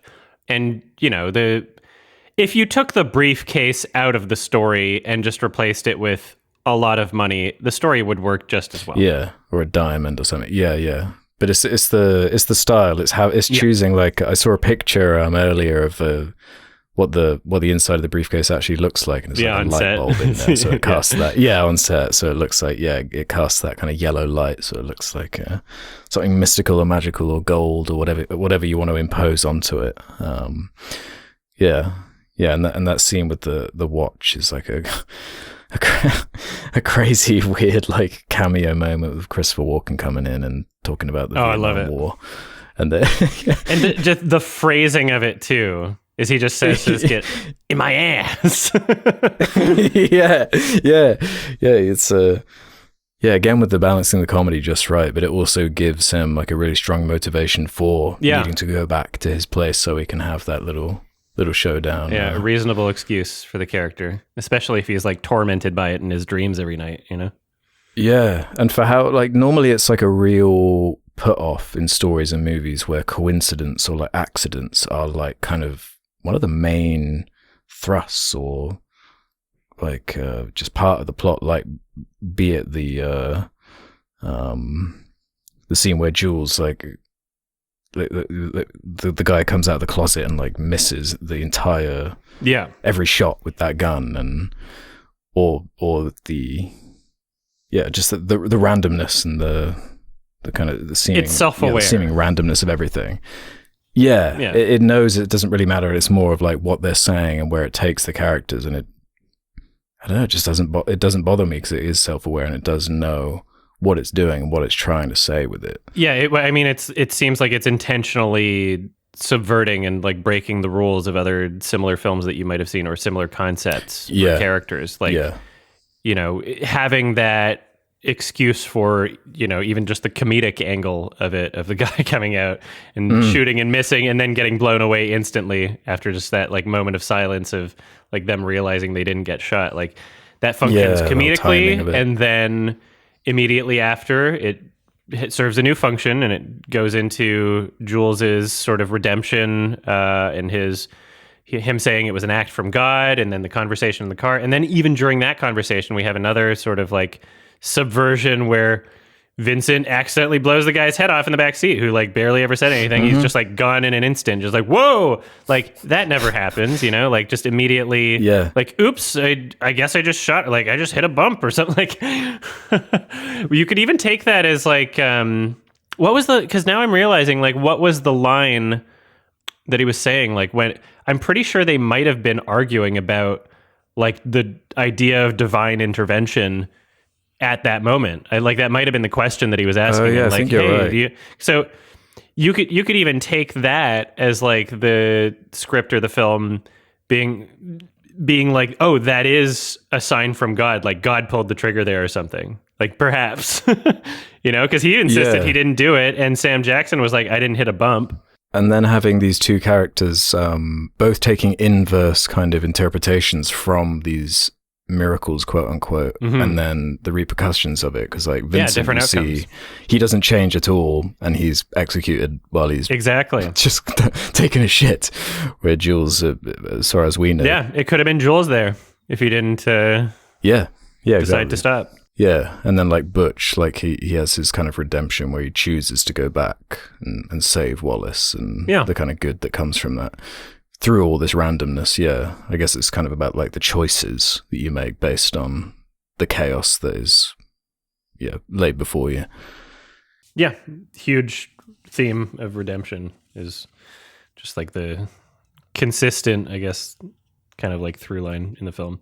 So I not only love the soundtrack choices in most Quentin Tarantino films, but what I love about Quentin Tarantino and how he writes and structures his films, he so clearly does it around the music in a lot of scenes. Like you can tell that he's a guy that he'll like a song and then he'll get inspired by it and be like, oh, wouldn't it be cool if I showed this while a song was playing? Like guaranteed, like he did that with Stuck in the Middle with You, like, and then there's songs in this film where you can tell it's not just like, oh, add the song in post, transitionary scene, they'll play this song. Not at all. It's like it's baked into the script. While they're driving to other locations, they're like, Vincent's singing along to like certain parts of the song. It's like, okay, this was before you started filming, you knew what song was going to play there, which is really cool. I love how Quentin Tarantino does that. He did that for in Kill Bill. He was like, I think he said he was in Japan and heard a song on the radio and figured out who it was and was like, oh yeah, I'm gonna put this in the it was like the 5, 6, 7, 8s or whatever that yoo-hoo or whatever. And he's like, oh yeah, I'm gonna put that in the film, decides where to put it in the film, then gets the band to like perform live in the scenario of the Crazy 88, scene. And like just a lot of really cool consideration for not only choice of music, but how it's used in the film. And that's something that not a lot of directors do. And I like that he's a very musical oriented person, even if he's never made a musical, I guess. Yeah.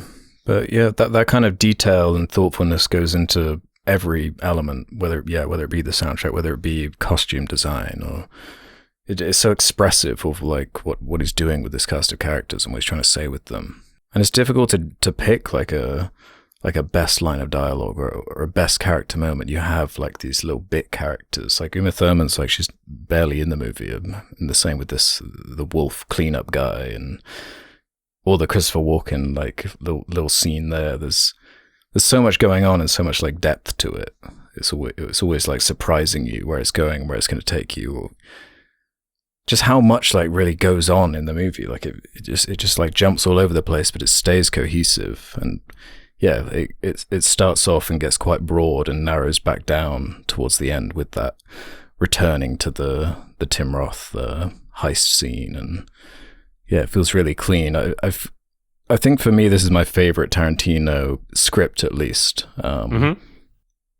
Overall, like just with that dialogue and just how inventive and unseen it still kind of is to this day. Like, how do you really copy this movie or try and ape the things it's doing? Like, he did it, you know? Yeah. You can't really... It is special. Can't really mimic the sort of... Yeah, it's definitely special. And I feel like it only comes from the brain of someone who's like really, really creative and knows his stuff. Yeah, it's really kind of a wonder. And you do get something new kind of every time you see it too, whether it be a line of dialogue. Oh yeah, I didn't really think about it that way. Like how much that stuck with me. Like I love that Uma Thurman line where she's talking about, there's that lull in the conversation, and Travolta takes a sip from his Coke, and then they start talking about that lull. And yeah, there's just so much great dialogue, so many great moments. There's a reason it sits where it does, you know? Yeah, I wanna give a shout out to Sally Menke, if that's how her name is pronounced, because she worked with Quentin Tarantino for like basically all of his films. Since Reservoir Dogs, she edited his films, and so much of the voice in his films is from the editing. Like the editing, yeah. Like Quentin Tarantino, don't get me wrong, super talented, amazing director, amazing writer, but the editing is such a crucial part in his films. And yeah, she's fantastic, and she worked with him for all of his films up until Inglourious Bastards was the last one that she worked on, because she died and I don't remember how. Yeah, and you do notice like there is kind of a pacing shift. Yeah, after that point. All the films before that film a bit tighter, definitely for sure. As much as I love, especially like The Hateful Eight, it is more noticeable. Yeah, I'd agree with you on that. It's very, everything after that point is like very different editing, for sure. Yeah. It's very expressive. It's very fantastically paced. Yeah, the information is communicated really effectively. Oh yeah, the something that really stuck out to me when I watched it this time was the sound design. And there's some aspects to it that are not perfect. Like there's some some gunshot or impact sound effects, like the car crash and stuff like that. Some of those sound a bit dated. But what I really appreciated was the kind of like environmental, atmospheric sound design choices. So, like while Bruce Willis is walking through the fence and all the different sounds of like environment you can hear as you're going by, or like in the Bonnie situation when they're, Quentin Tarantino's pouring coffee and saying the N-word, you can hear all the like birds chirping in the background, and it gives like a good indication of like even like time of day. It's like just little nice atmospheric sound design choices that really help to fill in the space the audio space of the scene. And I thought that was done super, super well. Really appreciated it this time around. Yeah, there's not really much as far as like on a technical level that stood out to me. There's only one shot that kind of didn't look that great to me, and that was when Bruce Willis is in the back of the cab. And I think that has to be intentional, right? Because it's like the footage in the background's like black and white. It must be, right? Yeah, it's so like silly looking. Clearly like rear projection. It's like, yeah. It's like black and white footage in the background. So I have to assume that's intentional. That's just a weird choice. Like a style, because there are like little kind of stylistic things just sprinkled in, like don't be a square. Yeah, don't be a rectangle. Just the one time. Yeah. Oh yeah. The one time they only do it in the whole movie, anything kind of like that. Yeah, it's full of like stuff like that. When she finds the bag of heroin and thinks it's coke, she says hello, but there's a second audio track, another take of her saying hello, played at the exact same time. That never happens again in the entire movie. That's just like an interesting double audio thing going on. Yeah. There was like a weird, when Bruce Willis makes his way into the gun shop or whatever, and he gets knocked out by the butt of the rifle or shotgun or whatever weapon. It's the weirdest thing in the whole movie for me in terms of like cuts, because it cuts to a super close shot of Bruce Willis's face during the impact, and it cuts, and the shot lasts for like 5 frames or something. It's the quickest shot in the entire movie, and I always found that kind of weird. But watching it now, like I can understand probably why you would have had that shot. Like, maybe in a wider shot, it wasn't cheated as well, and it didn't look like he was being hit or something. Like, I don't know, but it was interesting and it stood out. Yeah, they do that a few times with the cheats, like when he uses the katana, and it's like framed in such a way where like you don't actually have to see the impact, because I mean, I haven't really mentioned the budget. It was $8 million at the time, with $5 million of it going to that cast. So yeah, wow. I mean, considering it's like weird and experimental, and it never really shows, because that script is really is what's carrying it for me, at least, and like where I'm getting most of that meaning, and everything I'm remembering about it for the most part is mostly like the conversations and the way the characters are communicating it to the audience, and just how unpredictable and all over the place it is, in the best of ways. So it won Best Writing at the Oscars.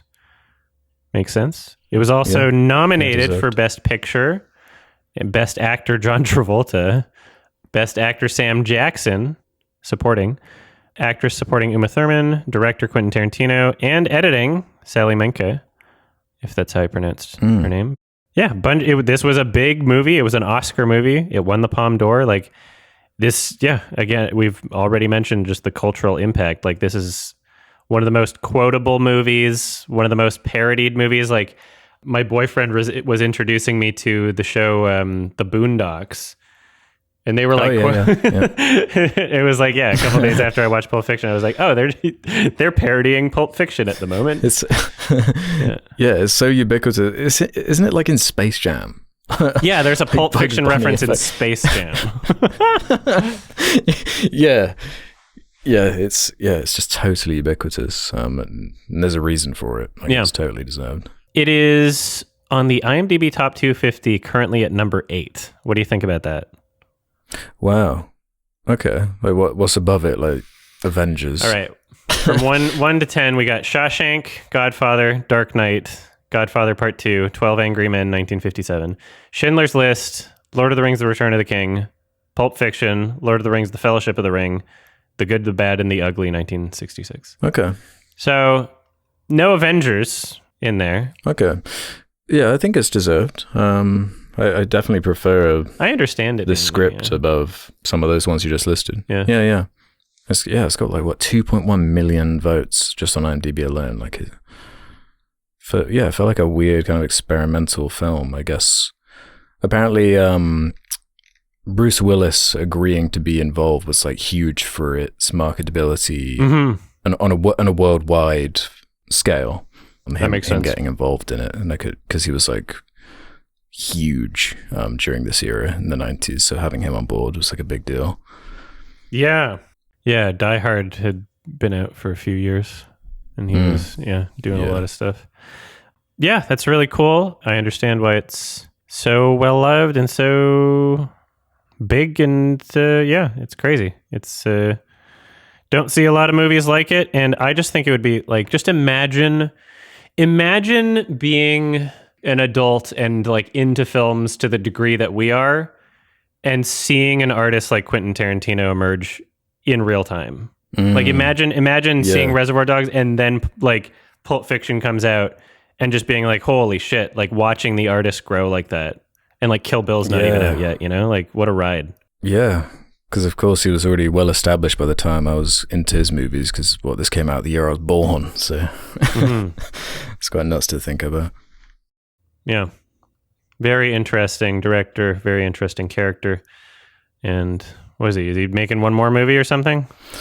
Yeah, on that podcast I was listening to, he was saying about that, how I was kind of understanding his thought process, hearing him describe it, where he was saying he didn't want to turn into one of those directors that's like makes the old man movies, as he put it, like a Robert Zemeckis or something, where it's like, he wants his catalog to kind of be remembered and for it to be like an event. He doesn't want to make the new Pinocchio. Yeah, shocking. I know. Like, I mean, like fucking Scorsese's doing some stuff still, and he's not like, he hasn't tarnished his reputation doing it. Yeah. It can be done, but I feel like there are probably more examples of the inverse than Scorsese's, Yeah, just don't be a goofball. Oh wait, too late for him, actually. Yeah. Oh yeah, how could I forget? Obviously, most important contributor to the film, Harvey Weinstein. Let's give it up for Harvey. Woo! Yeah, it's a shame they can't Miramax take him out of the credits, but he was a whenever you listen to interviews where like he's talking about this era, he's like, I went over to Harvey's house, and it's like, oh fuck. My best friend Harvey Weinstein. Yeah, if you want to hear him, I think he went on like Joe Rogan and addressed it a little bit. Probably. Yeah, that is like quite a stain, because he was intimately involved in the majority of his catalog. Like every film. Yeah. Mm-hmm. Yeah. Big oops. Yeah, that's it makes you wonder. If you have enough Hollywood connections, like you're going to be associated with some bad shit at some point. Oh yeah, it's kind of par for the parcel with that one. Oh, oops! All my friends are canceled. Dang it. All right, love the movie. What else can we say? It's a classic. 10 out of 10. Yeah, I'm right there with you. 10 out of 10, 5-star. Yeah. If you haven't seen it, what are you doing? What are you doing? And even if you just listen to us talk about the whole thing, you can't really spoil the movie. It's not like a movie like, oh no, now you know what happens and now you can't watch it. Like, just watch the movie. It's still great. Yeah, it's about the experience. Yeah. Really, really effectively communicated tension, the silences and the, just in between just lots of great, effectively communicated stakes and tension, humor, lots of interesting conversations. Great movie. I will say, after having watched this recently, I think Kill Bill is still my favorite. Really? My favorite QT. Oh, yeah. I'll hold that for when we hopefully do it in the future, because it has been a while since I've seen. Waiting for a 4K. Yeah, have you ever seen The Whole Bloody Affair, or is that not? That's not a thing that anyone has seen unless they were in Japan during its only theatrical release. It's so annoying. Like, it's so annoying when they include this stuff like in these lists, and it's like, okay, I want to watch that. Like it's this random hyper-specific thing. Yeah. So it's basically both films edited into one, and they don't have that cliffhanger line at the end of the first film of Bill saying, "Okay, does she know it's blank, blank, blank?" Spoilers, Mm-hmm. So yeah. All right. So that's my understanding, but I would still love to see it, because I consider both films to basically be one movie anyway. Like, I just think of it as Kill Bill. Yeah. But yeah. Yeah, I'm going to have to revisit those. When a 4K comes out, we'll watch it. Yeah. Which should be any day now, hopefully. Probably. Oh, maybe this year. Yeah, it seems quite random when they decide to release these things. Yeah. All right, question time. Awesome. Let's do some questions then from the Sardonicast community. Head over to the subreddit where there's a suggestion thread. You can ask us whatever you feel like, just like Jaden Egan54 did. Speaking of, actually, when do you think physical media will officially die out for film and television? As someone who buys records and films, I feel more secure buying vinyl instead of 4K/Blu-ray discs, as I don't worry about updating to a new format or the jump we'll be seeing from 4K to 8K in a few years. I also feel that both vinyl and digital will hold different places in the industry, while as for movies, as modern video games, people see physical and digital as interchangeable. Will big companies update with the times and start making new hardware and software to support these higher resolutions? Or in the near future, will big companies bite the bullet and go all digital? Interesting question. Because I've kind of jumped more on the digital bandwagon because I was like, it's frustrating every few years. You obviously want the best picture, and it's going to be, you're going to have to like refresh your whole library, which I know you're into doing. Yeah, I just sell the old ones. Yeah. But I speaking of the video games, I found this interesting stat that apparently this is just from on like Sony consoles as the data, but according to Sony now, 80% of their game sales are digital.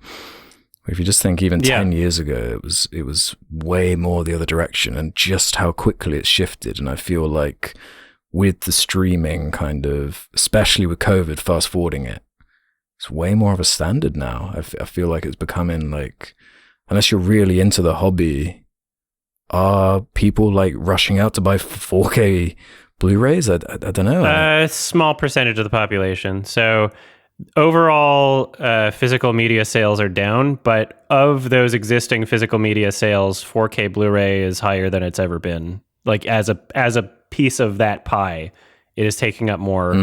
I don't remember the exact statistics of it, but I might actually have something in my phone, actually. I think I was going to bring this up as like a movie news thing, actually. Hold on. Oh, really? Yeah, hold on. I'm just wondering, like, yeah, we're seeing technology shifts and moves these things so quickly, especially when you are talking about like an 8K. So what, are you willing to do that whole process again, where you like, you sell off all your full 4Ks and get the 8K equivalents? Well, I couldn't find the article, but I'm not exactly worried about 8K taking over because your TV would have to be fucking huge, first of all. Yeah. And I do have a huge TV, but I don't have any issues with the 4K, that's for sure. B, the fact that like physical media on its own is shrinking at the moment. Yeah. There's no one's going to be adopting a new disc format for 8K and like transferring old films to that. Like a lot of the existing transfers that exist for even like Blu-rays are already just like 4K transfers. Like it's very rare, from what I understand, for a film to be transferred in 8K from a film. So they would have to do a lot more work. 8K content does exist. They have, there's 8K HDMI cables and there's 8K television, but like I don't even know where you would go to find 8K video in terms of like something available on like a streaming platform, or does YouTube support 8K? I don't know. I'm not worried about a disc, a new physical media format replacing 4K at the moment, because we haven't even gotten into like the full library of 4K. We don't even have Kill Bill on 4K. We don't even have most of Quentin Tarantino's movies in 4K. So much There's is missing. Bunch of bullshit that's not even out on 4K yet. So I would not be worried about 8K anytime soon. Maybe ever. Like I don't know how it would be adopted, because there's also like the marketing issue. Exactly. Like who's gonna buy it? Like how do you sell that to somebody? If let's say like 2 more console generations from now, Sony's using like an 8K Blu-ray disc just to have their games on it, I still don't even think like, because consoles are like dying out too. Like Sony's releasing all their games on PC, right? Like they're becoming like more useless and just having to keep creating, new console versions just to keep up. And they're finally starting to twig that frame rate matters. And all their sales are digital now. So like, why would they, are they really going to adopt that? Yeah. Like maybe it'll exist, but I'm not worried about it becoming the new standard. And I'm not going to be replacing my television as soon as like 8K becomes a thing, if it becomes a thing. Like I'm going to wait like at least a couple of years, and I don't even think it's going to happen. So yeah, it really doesn't seem like, because at least with 4K, when that was kind of first coming out, it was alongside HDR for the most part too, which is also kind of a big deal. Like what are they going to do? I just don't see how they can really push it widely without just like the 1% of the 1% jumping in on this 8K thing. Because it will just be so expensive. Yeah, I mean, like it's something that technically already exists. I just don't know if you can like get a movie in that way. Yeah, I'm not worried about it. Yeah, me neither. Okay. Let's do this one from Zezion 5813. Not necessarily about movies, but an interesting one nonetheless. What are some tips to handle stress? What do you do to relieve some tension from work, life, etc.? I mean, a bit more of a deep one. Yeah, different things for different people. There's some exercise is a big one. Exercise, I know everybody just says it as if, no, but it's true though. Meme, but yeah. Yeah, it is like a meme at this point. Consistent exercise? Yeah, consistent. Yeah, even if it's just like going for a walk, genuinely. Even just getting yourself moving in some way, getting those endorphins releasing, and getting some vitamin D. Like your body needs, like, there's like a checklist of things you might not even think about that your body gets just from doing a little bit of exercise. Yeah, like if I get like really like pissed off about something, which, like to such a degree where it's like uncommon. Sometimes I'll just like, I'll just do some fucking push-ups or something, and I feel so much better. Or like I'll like clean something in the house, or I'll just do something that like involves some sort of physical, like, movement to, kind of get that aggression out or whatever. And you do feel better doing something that, you can argue is like productive too, I feel, or at least I do, Yeah. Feeling productive. Yeah. I'm a big fan of like mindfulness and kind of deep breathing type stuff. That works too. Getting the chaos of your mind under control. It takes it's like an ongoing battle. But there are ways you can basically, just like exercise, like force your body basically to like try and get into a better state with, be it like deep breathing, be it, these mindfulness kind of exercises, or wherever you find that relief. Cleaning's another one too. Like just something to get out of your head, because it's easy to, especially when you're stressed, to fucking just get weighed down. Cleaning's cathartic. Yeah, I absolutely find it cathartic. Like if you got like a fucking huge mess or something, like when you start, organizing stuff and like throwing out stuff you don't need, and things start coming together, and you've got like a better space, especially if it's like your room and your, just a space that you're commonly using. Like it feels better to not, have a mess. Like a big sort out, it's almost like sorting out your own head when you're, sorting out your old clothes, sorting out your old paperwork, just garbage. Yeah. I don't know. There's, there's some things that work well for some people and other people, but, as long as you're not doing something that becomes like a destructive habit, like some people you could say like, just like, or if you're feeling stressed out, like order your favorite food you've wanted. But then it's like, okay, well then if you're doing that all the time, then you might have like, you could turn that into an eating disorder easily. Like any sort of vice, whether food, drug, masturbation, anything. Yeah. The unfortunate truth is, balance, trying to find some kind of healthy balance is what's up. Yeah. I think the best advice is to, try not to consistently resort to quick fixes, no matter what that quick fix might be, because otherwise you're just kind of like, I don't know, chasing the endorphins, and then it's, just not, it turns into like a worse cycle. Yeah. Yeah, you're absolutely right. Okay, how about this one from Toys Noise? What's your favorite and least favorite thing about your country? My favorite is probably the sense of humor. I do quite like the dry, kind of miserable. Everyone's just like miserable. Like I love hearing, like, especially when like Ralph's talking about people like cheering and clapping in theaters and reacting to things, and it's just like, man, we're so like dour here in comparison. It's like a really funny contrast to me. I get a lot of joy from that. A sense of humor. You do your favorite. What's your favorite thing about the Canucks? My favorite thing about Canada is, I guess, probably just like the stereotypes. It's like the least, it's like, oh, you're nice.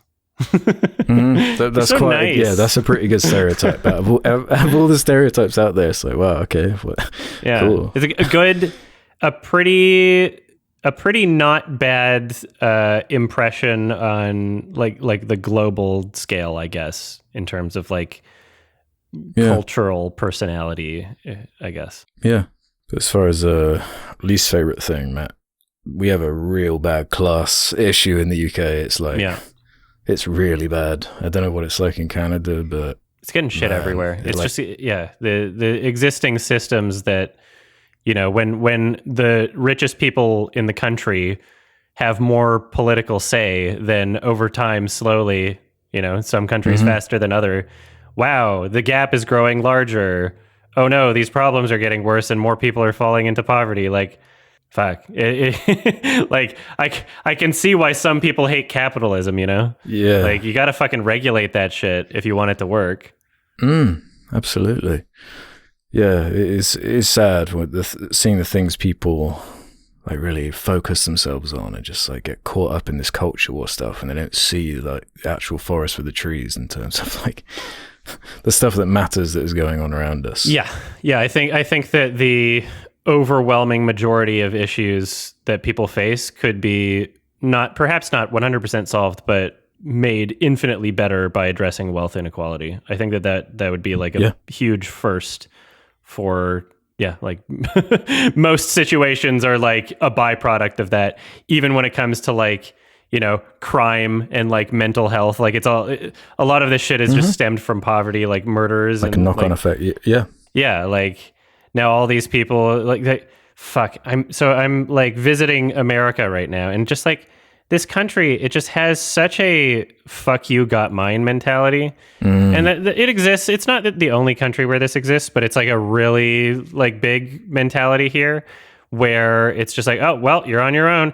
And you can only ignore it for so long before it's like, oh, why is there so much crime and poverty? And like, I'm just trying to go out for a fancy meal and there's homeless people everywhere. Someone's going to stab me. It's like, yeah, because you've been ignoring this problem for fucking like, you can't just be like, oh yeah, I'll just hope to never interact with a huge portion of the population for forever. And then it's like, okay, well now more people in the population's growing. There's more people that are being affected in this way. It's going to fucking catch up to you eventually. It doesn't matter how fucking rich you are. There's going to be poor people in your neighborhood eventually. If you're hogging all the wealth and you're allowing everybody else to get poor and there's no social safety nets, like, holy shit, you don't think it's ever going to catch up to you?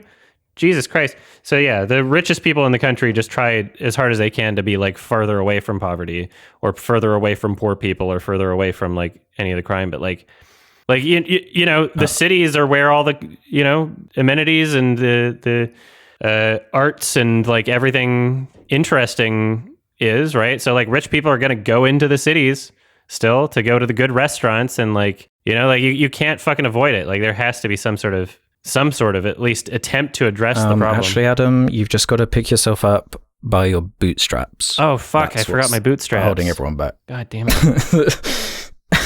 Yeah. If you just work yourself to death, then that will solve it. Yeah. Then you get yours at least.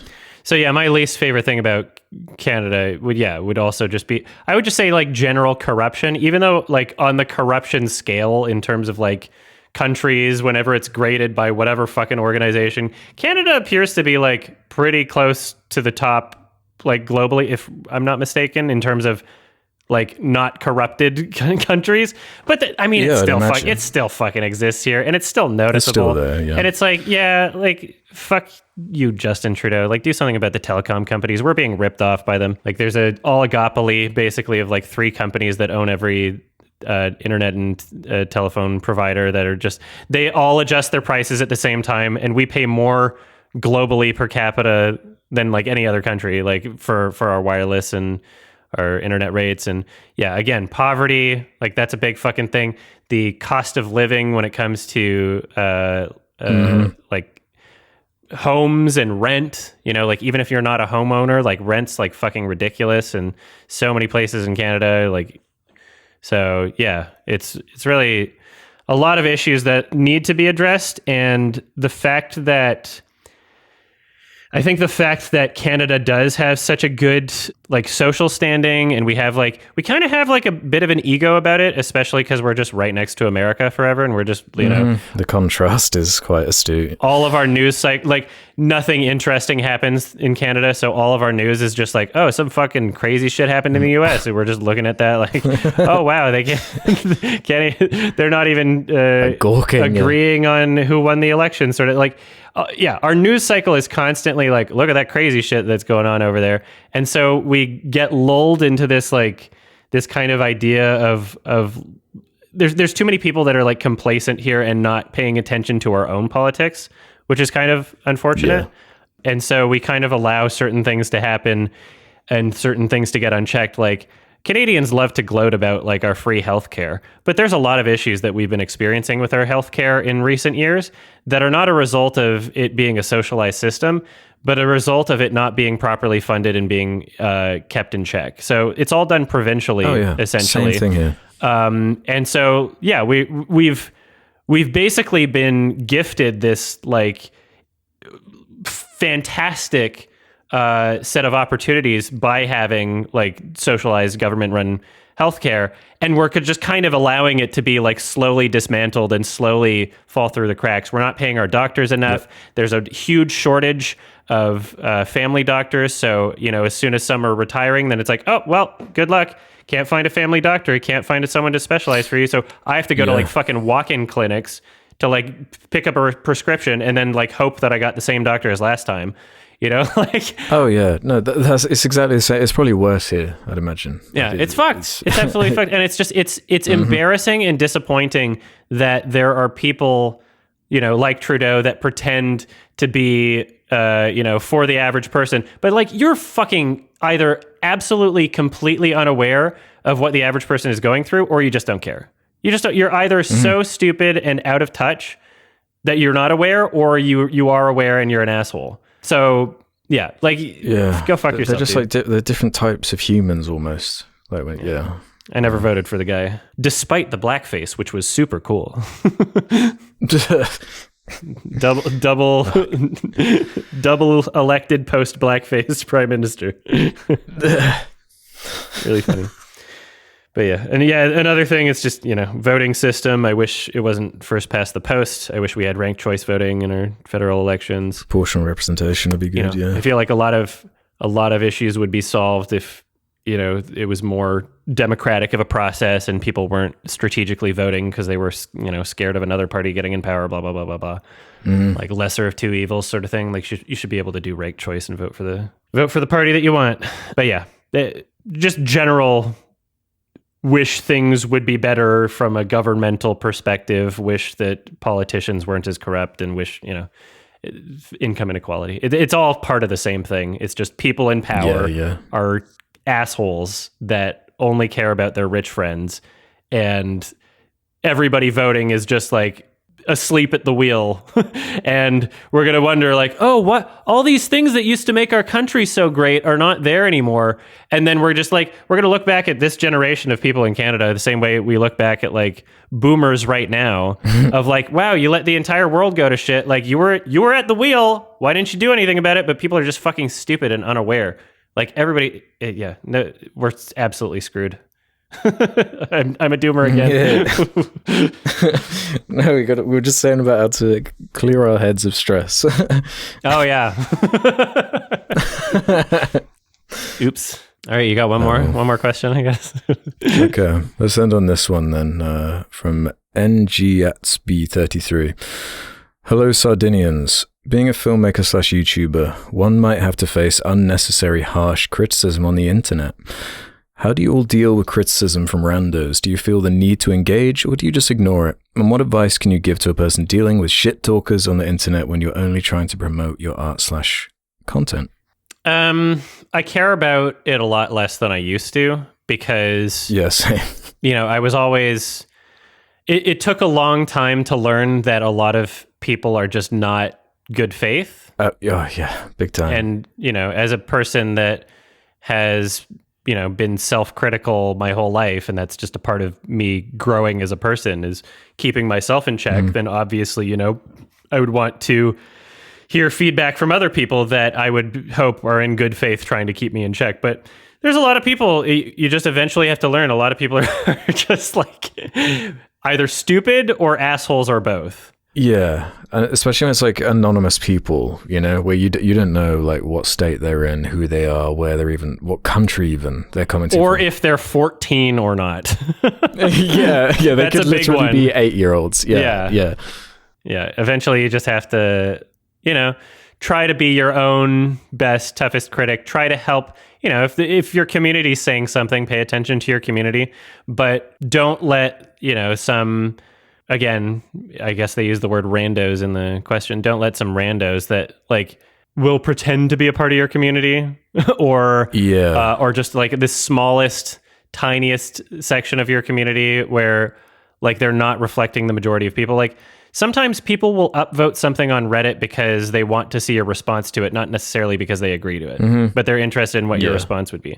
Yeah, sometimes there's this unintentional kind of feedback loop created by social media where even if the majority of people are on your side about something, if there's this huge like dogpiling of the other perspective, most people just won't want to jump in there because they don't want to be dogpiled. So if they see someone like shitting on me for something, even if most of my audience or even most people or like a sizable amount of people, even if most people agree with me and don't think it's like unreasonable, not a lot of people are just going to jump in and into the conversation. So you just also have to be aware of that there's a lot of people that, care about you and respect you and appreciate you. But even if they're not as vocal every single time, and there's just going to be a lot of shitty people that are really vocal, like really annoying minority that's very loud. So that always helps to remember is just how much of a minority, especially on YouTube, what commenters are. If you actually break down the stats of views to likes to comments, like the comments are just such a fraction of a fraction of a fraction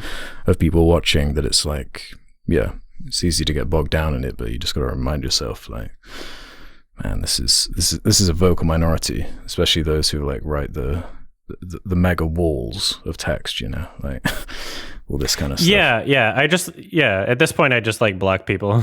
Like I don't care anymore. Like I've done the whole fucking what is it, 12 years or whatever of like, like, oh, I'll spend my valuable time like trying to reach through to these people and like convince them of like a misunderstanding that they have, or try to understand where they're coming from. And it's like, okay, well, the number of people watching and the number of people commenting and the amount of like absolute bad faith people that there are at this point, like, I'm sorry, I don't have the time anymore. I'm sorry. And I've been through it. They're not worth the time. Yeah. It's if I hadn't already gone through the motions of this so many times, you just kind of get numb. After a while you realize that there's no point. And especially with me, like trying to not type as much with my tendon issues, like, what am I going to do? Record a voice message for these people? No. Sorry. Like I'm not wasting my time or my mental energy or my physical health on these people. So yeah. I don't feel bad about blocking at this point. No. Cause it's just like, if you it's not difficult to create a new account. And if it's not worth it to create a new account, then you didn't really lose much. So if it's not worth it for you to create a new account, then it can't possibly be that big of a deal. That is what I like about muting, though. If you mute someone, then they can keep going on into their void, but you don't have to see any of it. It's beautiful. Yeah, I did that for a while, and on Twitter, it still shows the like, oh, you muted this person. And then it's just like, okay, then it's like, okay, well, am I curious enough to see what they're saying, sort of thing. And so blocking just kind of takes away that temptation. Yeah. It's just the only thing about blocking is it can become a game for some people. Oh, I know. But then I thought, there's several layers to this. What's really interesting is, so I thought for a while that muting instead of blocking was this sort of like, kind of like, oh yeah, well, because I don't want them to get the satisfaction of me blocking them. But then I realized that the only reason I didn't want that was because of how I was concerned it would reflect on me to people who saw the screenshot of like, oh, they blocked me. And then that would make other people think that I'm sensitive or something. But then I realized like, oh wait, the true not giving a fuck is not even caring if other people would think that I'm sensitive. Like, you don't know what a block means. Like, you don't know. If I block somebody, it could be over like literally nothing. You don't know if it like got to me, right? Like, there's very few things that get to me at all, right? So if you want to pretend you have that satisfaction, if you want to be like, oh, wow, looks like I really got him with this one, and not just like, oh, I found you stupid and annoying and I just blocked you, that's fine. And I realized at this point that because I care less about what people think of me, now I'm blocking more. Does that make sense? No, that does make sense. Yeah, I've not really thought about it like that. Yeah, the only reason I wasn't blocking before is because I was concerned about the idea of people thinking like how it looks. How it looked for someone to block something. But now I just literally don't give a shit. So it's kind of funny how it like wraps back around into itself. Yeah, maybe that is the answer. Yeah. Yeah, interesting. Yeah. All right, that was a good question, and I guess it's time for a recommendation. It is Ralph's turn, and he shared the recommendation for next episode with us. So we're just going to read it. Mean Girls, 2004. Interesting. And so, yeah, Ralph says he should be back for the next episode, and I haven't seen this since it came out, probably. So this will be really interesting. I've never seen it in full. I've never seen it in full, so I've just seen like bits and pieces. So yeah, this should be interesting. I remember when I was in either junior high or high school, and I don't necessarily remember like a whole lot about the movie itself, but I remember it as being the movie that everyone had seen. I'd be like, wow, everybody just saw this movie. Yeah, it is one of those. Like I didn't know a single person that hadn't seen Mean Girls. Yeah. So this will be really interesting. Yeah. All right. Thank you so much for listening. If you want to support the show, go to sardonicast.com, sign up for premium. It's only $2 a month. You'll get these episodes as they're edited. You'll get them early. Also, patreon.com/sardonicast. That does the same thing. If you don't want to be spoiled for Mean Girls, watch it before the next episode comes out. These episodes come out every 2 weeks. And we got merch, link in the description. There's a Sardonicast highlights channel. You should subscribe to that on YouTube as well. There's highlights from the podcast. Did I forget anything? I have no idea. No, we good. We good. We did All right. Thanks for listening, everybody. Bye-bye. Yeah, take care, everyone. Bye. Shrek something. Bye.